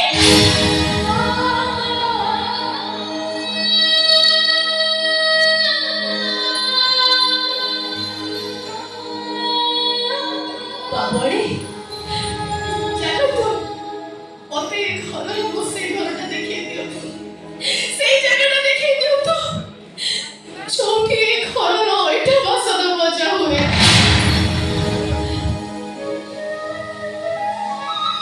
ଭଗବାନୀ ଚାକରାଣୀଟେ ତ ପାଇଗଲେ। ଆଉ ଏ ରୁଣ୍ଡା ସୁଖ ଖାଲି ଖାଲି ଫେରିଯିବ। ଭଗବାନୀ ତୋର ମାନେ ପିଲି ତୋର ସବୁ କାମ କରିଦେବି। ବଗିଚା କାମ କରିବି, ଘର ଓଳେଇଦେବି, ଗାଡ଼ି ଧୋଇଦେବି, ସବୁ କରିଦେବି ଭଗବାନୀ। ମତେ ଆଉ ଏଠି ଚାକର କରି ରଖିଦିଅ।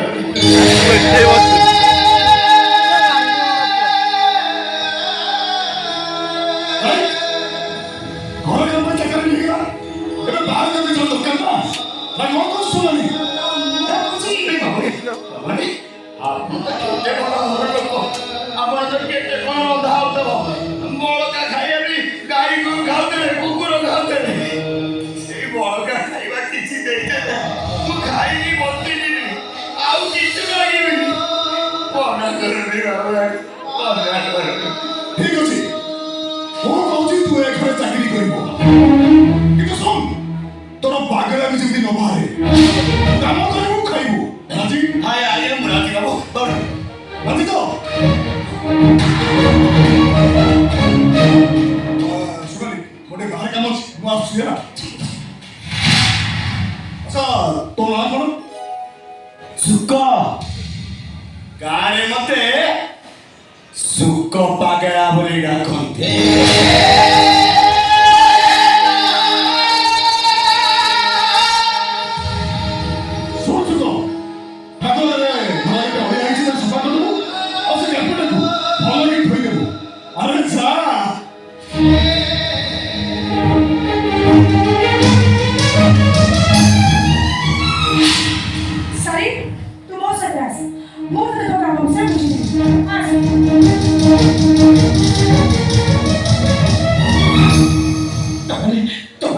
क्षमा करदब मु तुम आगे हाथ जोड़ुची ଆପଣ ଏଇ କଣ କରୁଛନ୍ତି? ଆମେ ତ ଛୋଟ ଲୋକ, ଆପଣ ତ ବଡ଼ ଲୋକ। ଆପଣ ଆଶୀର୍ବାଦ କଲେ ଆମେ ହସିବୁ, ନହେଲେ ଆମେ କାନ୍ଦିବୁ। ପ୍ରଭୁ କାହିଁକି ଏମିତି କଲେ? ଆକାଶରେ ଓଡ଼ିଆର ସପନ ଦେଖି ଏ ପାତାଳକୁ ଚାପି ଦେଲେ କାହିଁକି? ବାବୁ, ଯଦି ଆପଣଙ୍କ ମନରେ ଏତେ କଥା ଥିଲା, ମୋ ଶାଢ଼ୀଟାକୁ ସଂକ୍ରାନ୍ତିରେ ପିନ୍ଧେଇ ହାତ ଗୋଡ଼ ଦିନ ବାନ୍ଧି ଦେଲେ କାହିଁକି? କାହିଁକି ବାନ୍ଧି ଦେଲେ? ए प्रयास नहीं ସମସ୍ତଙ୍କ ପାଇଁ ମଣିଷ ପରି ଦେଖାଯାଉଥିବା ଗୋଟେ ଜନ୍ତୁରେ ସୁଖ ସେ ନିଜେ ଚାଲିଛି ତା ଭାଇ ହାତ ଇଶାରାରେ ନାଚୁଥିବା ସେ ଗୋଟେ କଣ୍ଢେଇ ମୁଁ ସତ କହୁଛି କେବଳ ମୋ ଭାଇଙ୍କ କଥା ରଖିବାକୁ ଯାଇ ମୁଁ ସୋନାଲିକୁ ବିବାହ କରିଛି ଏ ସାରି तुमसे चार शास्ति का वक्त आते और जो तुमने तुमने मारी दे नॉर्मल जीवन नहीं चाहते हो अरे बाबू नहीं पूजारी बगीचार फुलटा जानिଥାଏ से सकाळे हेले ठाकुरଙ୍କ ବେକର ହାର ହେଇଯିବ। ତମେ ମୋତେ ଇଏ ଭାବୁଛ ନା ମୁଁ ଜଣେ ସ୍ୱାର୍ଥପର ମଣିଷ ହେଲେ ତମେ ମୋତେ ବିଶ୍ୱାସ କର ଏ ପ୍ରାୟ ଗୋଟେ ଅସ୍ତିତ୍ୱ ବିହୀନ ମେସିନ୍ଟିଏ ତା ନିଜସ୍ୱ ତା ନିଜସ୍ୱ ନୁହେଁ ଯେତେବେଳେ ସେ ନିଜେ ନିଜର ନୁହେଁ ସେତେବେଳେ ତାହା ସାକାଖ୍ୟର କିଛି ବି ମୂଲ୍ୟ ନାହିଁ ଯୋଉଥିପାଇଁ ତମମାନଙ୍କୁ ଦେଇଥିବା କଥାକୁ ମୁଁ ରଖିପାରିନି। ନାଇଁ ବାବୁ ମୁଁ ମନ ଦୁଃଖ କରୁନି, ମୋତେ ନିଜକୁ ବୁଝେଇ ଦେଇଛି ଯେ ମୋ ପାଖରେ ସୁଖ ନାହିଁ। ହାତ ପାପୁଲିର ରେଖା ଗୁଡ଼ାକ ଯେତେବେଳେ ଦୁଃଖର ଡାଏରୀ ଲେଖା ହେଇଛି ମୁଁ ସୁଖର ଆଶା କରିବି ବା କେମିତି? କିନ୍ତୁ କେତେ ଦିନ ସାରି କେତେ ଦିନ ସାମୁଦ୍ରିକ ଝଡ଼କୁ ସାମ୍ନା କରି ଠିଆ ହବ ଦିନକୁ ଦିନ ସେ ସାମୁଦ୍ରିକ ଝଡ଼ ବଡ଼ ହବ ସେତେବେଳେ ଦାହିକ କ୍ଷୁଧାଟା ଅରଣ୍ୟର ଅଜଗରଠାରୁ ଆହୁରି ଭୟଙ୍କର ହବ। ଏବାଟା ଆଉ କୋଉଠି ମୋର ହେଇଛି କି? ସେଇଟା ତ ଆପଣଙ୍କର ହେଇଯାଇଛି। ବଡ଼ ଦେଉଳ ଭିତରକୁ ସମସ୍ତେ ଯାଇପାରନ୍ତିନି ବାବୁ, କିଛି ଅଭିଶପ୍ତ ଦେଉଳ ଦ୍ୱାରେ ବସି ବସି ନିଜ ଜୀବନ ହାରି ଦିଅନ୍ତି। ଭାବିନେବି ଚନ୍ଦନ ଅର୍ଗଳିରେ ଛିଡ଼ା ହେଇ ଠାକୁରଙ୍କୁ ଛୁଇଁବା ମୋ ଭାଗ୍ୟରେ ନାହିଁ। ବାବୁ ଅର୍ଡ ଦେବାଟା ଖାଲି ଛାଡ଼ୁ ନା ବହିଟା ଏଠି ବହୁ ହେଇଅଛି କିଛି ଦିନ ରହିଲା ପରେ ମୁଁ ତାକୁ ଆମ ଗାଁକୁ ନେଇ ଚାଲିଛି। ଏବେ ଯଦି ଚାଲିଥିବି ଅର୍ଡ ସେଇଟା ମରିଯିବ ବାବୁ। ବାବୁ ବଡ଼ରେ ଫୁଟୁଥିବା ଫୁଲରେ ମୁଁ ତଳେ ପଡ଼ି ମାଟିରେ ମିଶିଯିବି। ମନ୍ଦିରକୁ ଯାଇ ଠାକୁରଙ୍କର ବେକର ହାର ହେଇପାରିଲିନି ସିନା, ଭରସ ତ ପାଇଛି ଆପଣଙ୍କର ସ୍ତ୍ରୀ ହେଇପାରିଲିନି, ଏ ଘରର ବୋହୂ ହେଇପାରିଲିନି, ହେଲେ ସକାଳୁ ଉଠି ଆପଣଙ୍କୁ ଥରେ ଦେଖି ତ ପାରିବି ନା। ବାବୁ ଭୁଲ କଲେ ଚାପୁଟାରେ ମାରିଦେବେ, ହେଲେ କାଢି ଦେବେନି ବାବୁ। କାହିଁକି ନା ମୋତେ ବଡ଼କୁ ଡର ଲାଗେନି, କାଳିକୁ ଡର ଲାଗେ। ଆରେ ତମେ ମାନେ ମୋତେ ଗାଳି ଦେବନି ତ ତମେ ମାନେ ମୋତେ ଅଭିଶାପ ଦେବନି ତ ମୋ କଥା ଶୁଣି ସାରିବା ପରେ ତମେ ମାନେ ମୋତେ କ୍ଷମା କରିଦେବ ତ? ବାବୁ ଆପଣ ଏମିତି କାହିଁକି କହୁଛନ୍ତି? ଆମେ ତ ଏ ଘରର ଚାକର ଚାକରାଣୀ, କହୁନାହାନ୍ତି କ'ଣ କହିବେ? ମୋ ସ୍ତ୍ରୀକି ମୁଁ କ'ଣ କହି ବୁଝେଇଥିଲି ଜାଣିଛି? ହଁ ବାବା ଆପଣ କ'ଣ ଗୋଟେ କହିଲେ, ହେଲେ ଆମେ ଶୁଣି ପାରିଲୁନୁ। କ'ଣ କହିଲେ ବାବୁ? ଆପଣ କ'ଣ କହିଲେ? କ'ଣ କହିଲେ କୁହନ୍ତୁ? କହିଲି ହଁ ବା ସୁଖ ଆଉ ଶାଢ଼ୀ ହେଉଛନ୍ତି ଦୁହେଁ ସ୍ୱାମୀ ଆଉ ସ୍ତ୍ରୀ।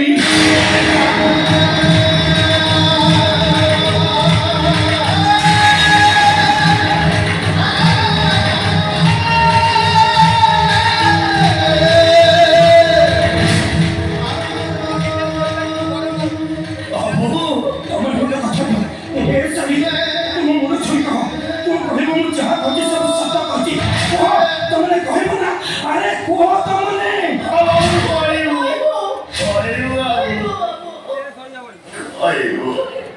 ମନେ ରଖ ତମମାନଙ୍କର ଧୈର୍ଯ୍ୟ ଓ ଧୀର ଶକ୍ତି ଉପରେ ମୋ ଭାଇଙ୍କର ଆତ୍ମସମ୍ମାନ ନିର୍ଭରଶୀଳ।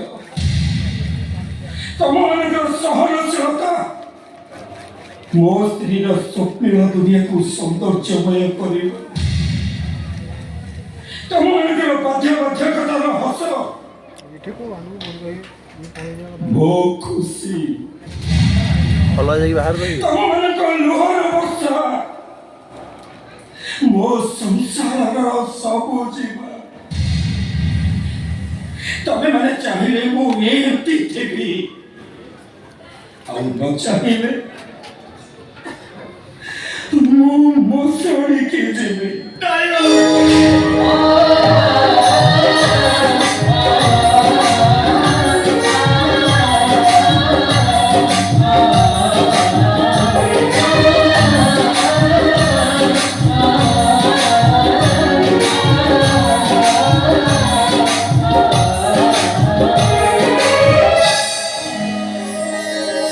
ଆଉ କିଏ କହେ ସପନ ପୁରା ହୁଏନି ବୋଲି? ଆଜି ମୋ ସପନ ପୁରା ହେଇଯାଇଛି। ମୁଁ ତୋର ମିଛ ସ୍ୱାମୀ ହେଇଗଲି।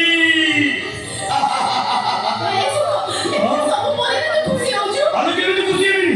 ଆଜି ତ ମିଛ ସ୍ୱାମୀ ହେଇଯାଇଛି। ସତ ସ୍ୱାମୀ ହବ କେତେ ଦିନ ଦେଖିବୁ।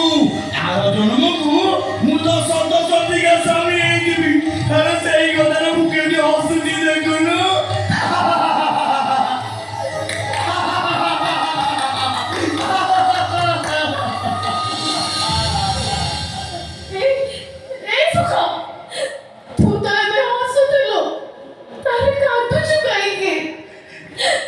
ତୋରି ଭାଇର ଶାଢ଼ୀ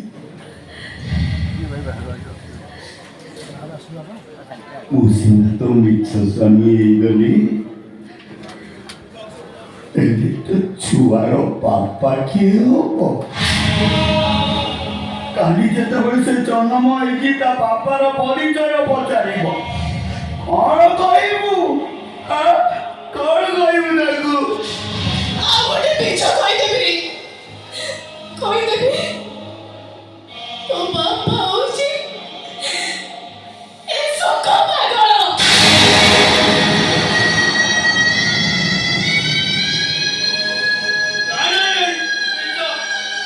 ମୁଁ କହିବି ତୋ ମା ମିଛ କହୁଛି। ମୁଁ ତ ବାପା ନୁହଁ, ତୋ ବାପା ହଉଛି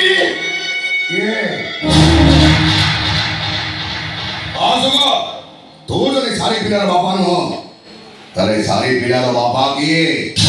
କହିଲି ତ ବାବୁ, ପଚାରୁଛି ପରା। ସତ କହିଲି ତ।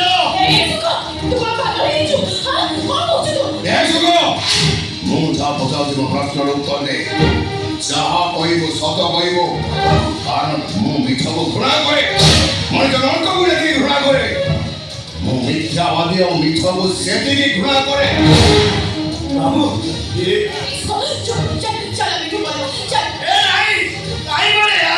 କାଇଁ ବଳିଆ ତୁ ମତେ ମୁଣ୍ଡା ଭାବୁଛୁ? ମୁଁ କିଛି ଜାଣିପାରୁନି। ତୁ କଣ ଭାବୁଛୁ ମୁଁ ମୁଣ୍ଡା ଭାବୁନି? କୋଉଠି କେମିତି କଥାବାର୍ତ୍ତା କରାଯାଏ ମୁଁ ଜାଣିନି। ମୁଁ ସବୁ ଜାଣିଛି। ମୁଁ ସିନା ଦୁନିଆକୁ ଚିହ୍ନି ପାରୁନି, କିନ୍ତୁ ମଣିଷ ଠିକ ଚିହ୍ନିଛି। ଜାଣିଛୁ ଯୋଉଠି ରାବଣ ଅଛନ୍ତି ସେଇଠି ରାମ ଭକ୍ତ ବିଭୀଷଣ ବି ଥାନ୍ତି। ଯୋଉଠି ରାମଚନ୍ଦ୍ର ଅଛନ୍ତି ସେଠି କୈକେୟୀ ବି ଅଛନ୍ତି। ଦେଖେ ଦେଖେ ବାବୁକୁ କେତେ ଭଲ ମଣିଷ ଦେଖିଲୁ। ତୁ ଯଦି ମତେ ଭଲ ମଣିଷ ଭାବୁଛ, ତାହେଲେ କହ ସାରି ପିଲାର ବାବା କିଏ? ଦେଖ, ମୁଁ ଚାହୁଁନି ତୁ ମୋ ଭଳି ହଇରାଣ ହ। ମୋ ଭଳି ଆଖିର ଲୁହ ସହିତ ତୁ ଜୀବନ ନେଲି ବନ୍ଧୁ ବନ। ତୋ ସ୍ତ୍ରୀ ପେଟରେ ବଢୁଥିବା ପିଲାଟାର ବାପା କିଏ? ପ୍ରୟାସ ବାବୁ, ସତ କହିବାକୁ ଗଲେ ସେ ପିଲାର ବାପା ହଉଛନ୍ତି ଆପଣଙ୍କ ସାନ ଭାଇ। ମିଛ କହୁଛୁ ତୁ? ସତ କହୁଛି ବାବୁ। ଆରେ ଏଇଟା କେମିତି ସମ୍ଭବ? ବାବୁ ଆପଣ ତ ବଡ ଲୋକ,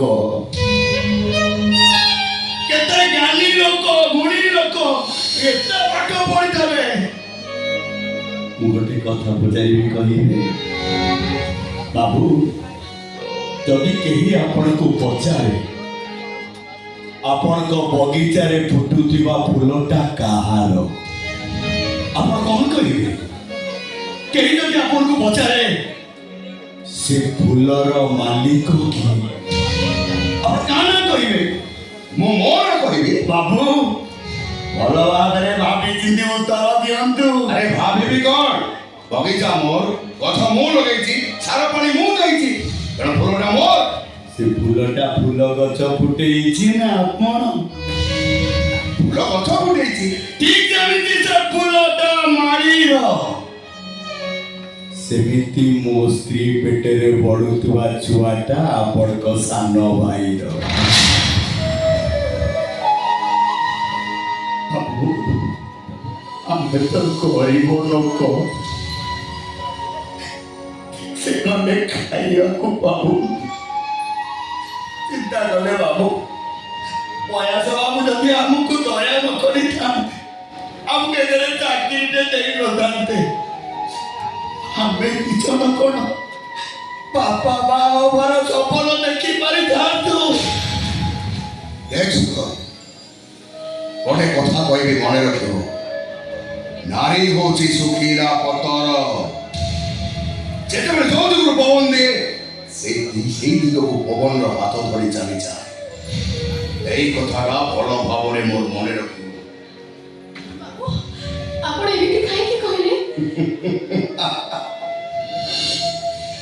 ତୋ ପ୍ରଶ୍ନର ଉତ୍ତର ତ ନିଶ୍ଚୟ ପାଇବୁ କିନ୍ତୁ ଏବେ ଏତିକି ମନେ ରଖ ଲୋକମାନେ କୁହନ୍ତି ମଣିଷ ଛାତି ଭିତରେ ଗୋଟେ ହୃଦୟ ଅଛି ସେ ହୃଦୟଟା ରକ୍ତ ମାଂସରେ ତିଆରି ହେଲେ ପୃଥିବୀରେ ଏମିତି ଜଣେ ମଣିଷ ଅଛି ଯାହା ଛାତିର ହୃଦୟଟା ଇଟା ଆଉ ସିମେଣ୍ଟରେ ତିଆରି।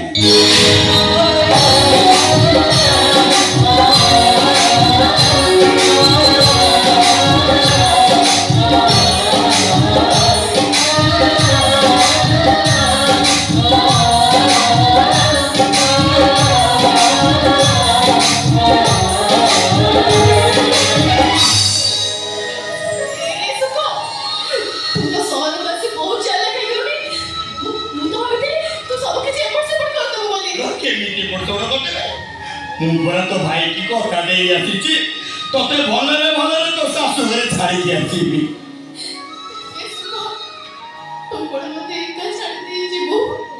हाउ एटी मोर काम कोन करिलो ओ भाई की खाकी रही एटी रही मो कोन करिली हां तू भी ठीक कथा कहिछु हेले सुख ई तळे आसीबा जाय तू रही जाय तोले सारी नहीं खाई जीवो ओ तो पुआ दिया हवा जाए तो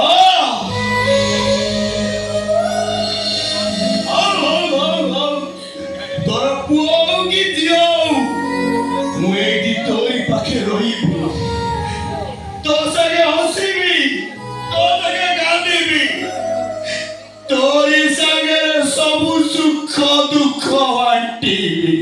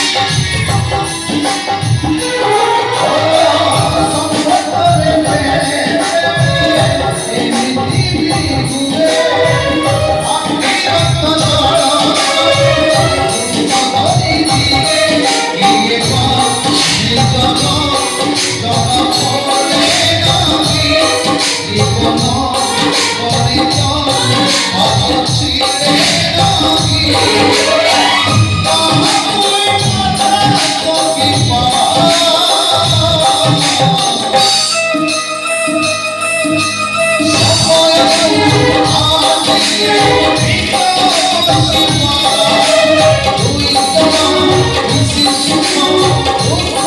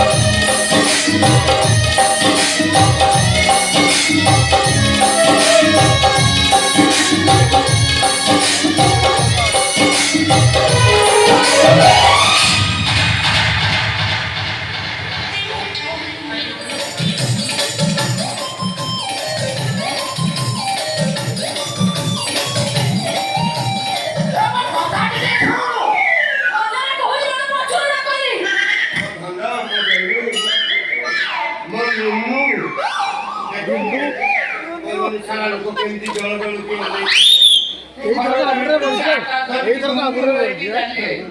ମୋ ମା ନିଜ ସବୁ ପଦାରେ ପଡିଗଲା। ତତେ କଣ ଏଇଟା ଭଲ ଲାଗିଲା? ତୁ ମୋ ସ୍ତ୍ରୀ କି? ସ୍ତ୍ରୀ ମତେ ସ୍ତ୍ରୀ ବୋଲି କହିବାକୁ ତମକୁ ଟିକେ ଲାଜ ଲାଗୁନି? ଦିନ ରାତି ମଦ ପିଇଲ, ଯୋଉ 4-8 ଦିନ ଘରେ ଘରକୁ ଆସିବ ନିଶାରେ ଫାଁ ହେଇ ପଡିଯାଅ। ରାତି 2ଟାରେ ମୁଁ କବାଟ ଖୋଲେ। ତମେ କେବେ ମୋର ଖୋଲିଛ? କହିଲ କଣ ସ୍ୱାମୀ? ଯେତେବେଳେ ମୋ ଘରକୁ ବାହା ହେଇକି ଆଇଲୁ ତ ତଣ୍ଟିରେ ଗୋଟେ ଏତେ ବଡ ବଧ ହେଇଥିଲା। କଥା କହିପାରୁନଥିଲୁ, ଗଁ ଗଁ ହଉଥିଲୁ। କଟକରେ ତାକୁ କାଟିଲି, ତୋର ଖୋଲିଲା। ଖାଲି ସେତିକି? ଆଉ କଣଟା ଦେଇଛ?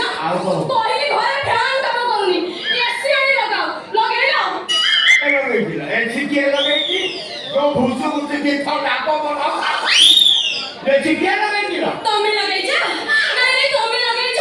ମୋ ଦାଢ଼ିଆ ରବି ଭାଇକି ଫୋନ କଲି, ସିଏ ତା ସ୍ତ୍ରୀକୁ ଲୁଚେଇକି ନେଇ ଆସି ଲଗେଇଲେ। ଧରମ ଭାଇ ଏସି ଲଗେଇଲେ। ଟିଭିଟା ଆମେ କହୁଛୁ କହିଲୁ ସିରିଏଲ ଦେଖିବି, ଗୋଟେ ବଡ ସେ ଛୁଟିଆ ଟିଭିରେ ଛୁଟିଆ ଦେଖା ହଉଛି, ମୋର ପସନ୍ଦ ହଉନି। ଗୋଟେ ବଡ ଟିଭି ଆଣିକି ଲଗେଇଛି ନା ନାଇଁ? କଣ ହେଲା? ସେ ଟିଭି ତମେ ଲଗେଇଛ? କହିବ ସେ ଟ୍ରାକ୍ଟର ଡ୍ରାଇଭର ଦର୍ଶୁ ଭାଇ, ଯିଏ ଆମ ଘର କାମରେ 7 କୁଇଣ୍ଟାଲ ରଡ ଦେଇ 9 କୁଇଣ୍ଟାଲର ହିସାବ ଦେଇଥିଲା। ସେଇ ଶଳା ଗାଡିଆ ବାବା। ହଁ ସେଇ ମୋ ଧରମ ଭାଇ, ତାକୁ କହିଲି ସିଏ ଟିଭି ପଠେଇଲା। ହଉ ଧରମ ଭାଇ ଟିଭିଟା ଲଗେଇଲା ଘଟ ଖଟିଆରେ ଶୋଉଥିଲୁ କହିଲୁ ଖଟିଆରେ ଶୋଇବାକୁ ଭଲ ଲାଗୁନି ଗୋଟେ ଗଦି ପକା ପଲଙ୍କ ଆଣୁ 15 ଫୁଟ ଗଦି ପକା ପଲଙ୍କ ଆଣିକି ଘରେ ପକେଇଛେ ନା ନାହିଁ ତମ ମୁହଁକୁ ଲାଜ ନାହିଁ ତମେ ସେ ପଲଙ୍କ ଆଣିଥିଲ ମୋ ଧନ ଭାଇ ଡାକୁଲି ଥରେ ଆମ ଘରକୁ ଆସିଥିଲା ଆମ ଖଟିଆରେ ତାକୁ ଜାଗା ହେଲାନି ସିଏ ଶୋଇଲା ମୁଁ ବସିଲି ମୁଁ ଶୋଇଲି ସେ ବସିଲା ତା ଦେହ ଶୋଇଲାନି ସିଏ ପଲଙ୍କ ପଠେଇଲା ହଉ ଏସି ଲଗେଇଲା ଧରମ ଭାଇ ଟିଭି ଲଗେଇଲା ଧରମ ଭାଇ ମଟ ବି ଆଣିଲା ଧରମ ଭାଇ ହେଇଟି 8 ବର୍ଷ ବାହାଘର ହେଲାଣି ତମେ କିଛି କରିବ ନା ମୁଁ ମୋ ଧନ ଭାଇଟି କରିବି ମୁଣ୍ଡରେ ଅଛି ଆଉ ଅଛି ଅମୂଲ୍ୟ ଭାଇ ସେ ବ୍ୟାଗ ଦୋକାନୀ ନା ନା ତାକୁ ଏ କଥା କହନା ଏ ଲଗାଟା ମୁଁ ଲଗେଇବି କେତେ 8 ବର୍ଷ ହେଲାଣି କିଏ କେତେ କଥା ମତେ ଦେଖେଇ କହୁଛନ୍ତି ମୁଁ କୁଆଡେ ଗୋଟେ ରାଜ ମୋର ହବନି ଅಯ್ୟ ପୁନେଇ ତମେ ଏତେ ବଡ଼ ଭୁଲ କଲ କେମିତି ତମର ତ ଏତେ ବଡ଼ ମିଷ୍ଟେକ୍ ହବା କଥା ନୁହେଁ ଆମର ପିଲା ଛୁଆ ନାହିଁ ଏ କଥା କାହିଁକି ମୋ ଦିନେ ମତେ ମନେ ପକେଇ ଦେଇଛ ସବୁ କଥା ମନେ ପକଉଛ ପିଲା ଛୁଆ ଆମର ନାହିଁ ଏ କଥା ତ ମନେ ପକଉନା କହିଥିଲେ ଏମିତି କଣଟା କରି ପକେଇଥାନ୍ତ କି ତମେ କଣ କରିଥାନ୍ତି ବେ ଏରିଆରେ ଜାଗା ନଥାନ୍ତା ନର୍ସରୀଠୁ ଆରମ୍ଭ କରି ME school high school college ପର୍ଯ୍ୟନ୍ତ ସବୁ ଆମରି ଛୁଆ ବଢିଥିଲା କେତେ ବର୍ଷ ହେଲା 8 ବର୍ଷ ଭିତରେ 17 ପିଲା ପ୍ରଡକ୍ସନ କରି ମାର୍କେଟକୁ ଛାଡିଲେ ଆଉ ତମେ ଆଉ କାହାକୁ ସେ ବାହାପିଆ କଥା କହିଛ ତମର କେତେ ସେ କଥା ଜମା କେତେ ଜାଣିନୁ ମୋ କରମତି ଜାଣିନୁ ଯେତିକି ବିହନ ବସ୍ତା ମାରିକି ଭାରିରେ ରଖିଛି ଯଦି ବୁଣି ଦେବି ତମ ପଞ୍ଚାୟତ ସାରା ବିଲ ରୁଇ ସାରିବା ପରେ ଆହୁରି ବିହନ ବଳକା ମତେ ସେ ବୁଣିବା ଦେଖାଅନି ମୁଁ ଆଉ ତମ ପାଖରେ ରହିବିନି କେତେ ଥର କହିଲେନି ଡକ୍ଟର ଦେଖେଇବା ଚାଲ ପଇସାକୁ ଧରୁଛ ମୁଁ ଯାଉଛି ହେଲା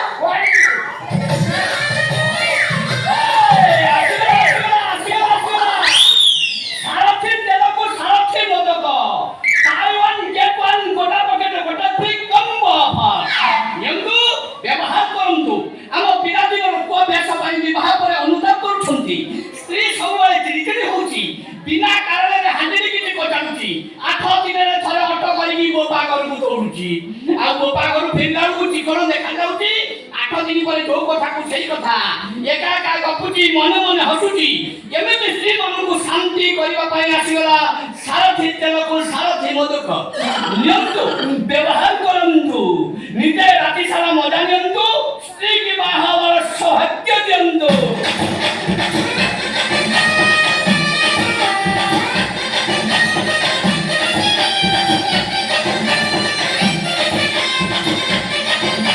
झुमकटिके तू तो हले दे झुमकटिके बजे दे झुमकटिके क्या नेबे ଏଟା ପୁରାଣ ଗାଇଲା ଭଳିଆ ତ ଗାଇ ଦେଇ ଚାଲିଗଲ ହେଲେ ଟିକେ ସହଜରେ ବୁଝେଇ କି କହ ଆଜ୍ଞା ଏଇଟା ହେଲା ସାରଥି ତେଲକୁ ସାରଥି ମୋଦକ କେବଳ ଓଲେଇ ଆଉ ହାଡ଼ ମାଇକି ନାଙ୍କ ପାଇଁ ୟାକୁ ଧରେ କଣ ହବ ମାନେ କଣ ନହବ କହୁନ ଯୋଉ ନଳକୂଅରୁ ପାଣି ଖସି ଯାଉଥିବ ୟାକୁ ବ୍ୟବହାର କଲେ ସେଇ ନଳକୂଅରୁ କାଲି ପାଣି ଗୁପଗୁପ ହେଇକି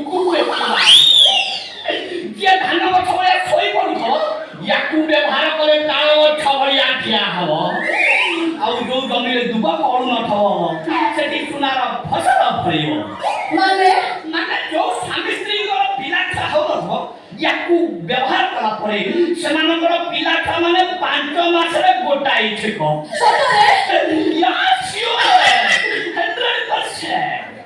ବାବା ସେଟା ଇଂଲିଶ ତ ଛାଡ଼ି ଦେଇ ଯାଉଛି ତୁ କଣ ଡାକ୍ତର Yes, myself Dr. Ching Chang no. ଚିଙ୍ଚାଙ୍ଗ pong କଣ ହଙ୍କ ହଙ୍କ ହେଟା କୁଆଡ଼େ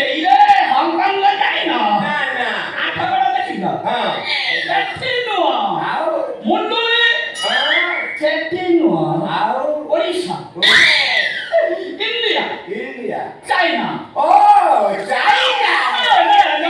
No. Nubia. Oh, Libya. No.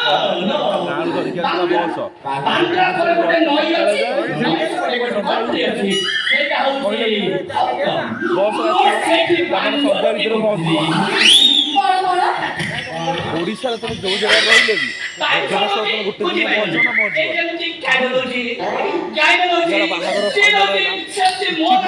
ପହଞ୍ଚିବ ରିସେପସନ ସହିତ ତମେ ଆମକୁ 5 ଦିନ ମେଡିସିନ ପରେ ଦବ କହିନି ଆମର ବି ପିଲା ଛୁଆ ବାହାଘର ହବ ଆସି 5 ଦିନ ହେଇଗଲା ସେ ହାତ ମୁଠାକୁ ଆଣି 5 ଦିନ ହେଇଛି ଆଉ କିଛି ଯାଉ ଦିନ ଯାଉ ହାତକୁ ଯାଉ ଏଠି ଜାଣର ତମ ସାଙ୍ଗରେ ତମ ସ୍ୱାମୀକି ଆଣିବାକୁ ପଡିବ ଏ ଅଙ୍କଲକୁ ଆଗ ପଛ କରିଦେଲେ ହବ ଆଗ ପଛ କରିଦେଲେ ହବ ସରି ଇଏ ହଉଛନ୍ତି ତମ ଗ୍ରାଣ୍ଡଫାଦର ଯେଠି ବାବା ଡାକ୍ତର ବାବୁ ଇଏ ପରା ମୋ ସ୍ୱାମୀ ମାଇ ଗଡ୍ ଟୁର୍ଣ୍ଣାମେଣ୍ଟକୁ ଧରିବେ ଭଙ୍ଗା ଦେଇ ଟୁର୍ଣ୍ଣାମେଣ୍ଟକୁ ଧରିବେ କଥାକୁ ଧରିବନି ଧରିବନି ତାର କଥାକୁ ଗଜ ବସି ମାର୍କିଂ କରି କହିବା ବହୁତ ଭୁଲ କାଲି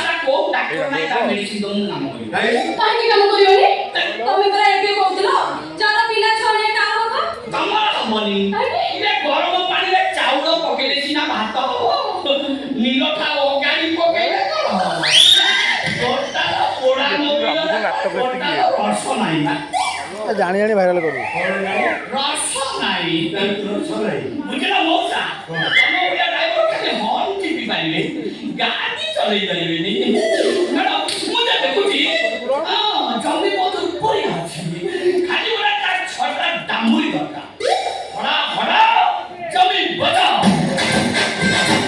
ଆଇର କଷ୍ଟ ଦେଇ ଆ ରୋଲ ଖାଲି ଅଛି ମୁଁ ଜାଣିଛି ମୋ ପରାଣ ତୁ ଆସେ ଇଂଲିଶ ଗୁଡ଼ାକ ଛାଡ଼ି ନାଟକ ଯେତିକି ଓଜନ ମ୍ୟାଡ଼ାମ ଇଏ ଆଗ ହରିଶ୍ଚନ୍ଦ୍ର କେତେ ବେଶ ତାଙ୍କ କଥା ଶୁଣନ୍ତୁନି ମୋ କଥା ମାନି ହରିଶ୍ଚନ୍ଦ୍ର କେତେ ନାଟକ କେତେ ଉପରେ ହରିଶ୍ଚନ୍ଦ୍ର କିଛି ଗୋଟେ ଘଟିବ ପ୍ରତି ସିନ୍ ହବ ଉତ୍ତର ସତରେ ହବ ଯଦି ନ ହବ ମତେ ଲାଗିବ ମୁଁ ଆସିବି ମାଟି ସାର ଦେବି ଗୋଟେ ମାତ୍ର 18,919 ତାପରେ ଯୋଉ ଟୋକାରା ବାହାରିଗଲା ପରେ ନାଟକ ଉଠି ଯାଉଛି ଆମ ଦରକାର ଆମର ପିଲା ଛୁଆ ତ ହଉ ମୁଁ ଡାକ୍ତରଖାନା ଗାଁ ସମ୍ମାନ କଲେ ବିଲିଆନ ଯୋଡ଼ା ହେଇଯିବ ଆଉ କ'ଣ ଅଛି ଯିବିନି ଜମା ଯିବିନି ଇଆଡ଼େ କଞ୍ଜୁସ ଲୋକ ନା ତମେ ଇଆଡ଼େ କଞ୍ଜୁସ ଗୁଡ଼ାକୁ 8 ମାସର ମା କ୍ଷୀର ତମ ରାନ୍ଧଣା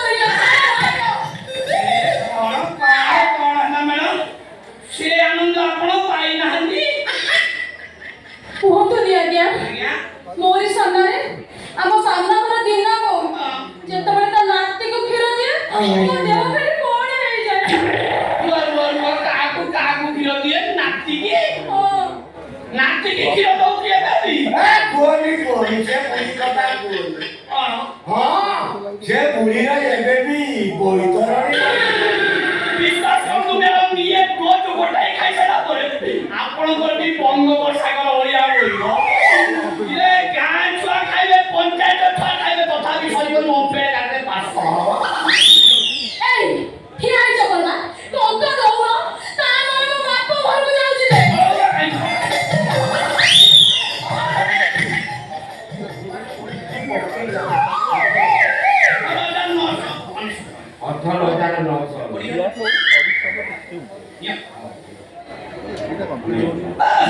ଆଚ୍ଛା ୟାର ଖାଇବା ସିଷ୍ଟମ ରାତିରେ ଖାଇବା ଏଇ ଷ୍ଟୋରି ଦରକାର କାମ କରିବ ଚାଲିବ ଗୋଟାଏ କାମ କରିବ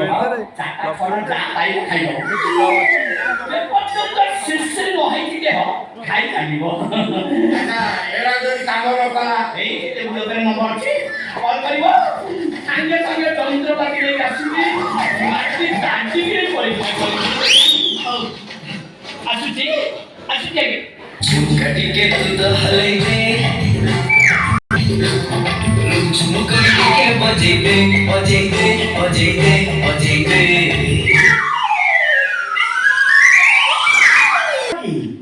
ये तेलଟାକୁ କଣ କରିବା ରୋଷେଇ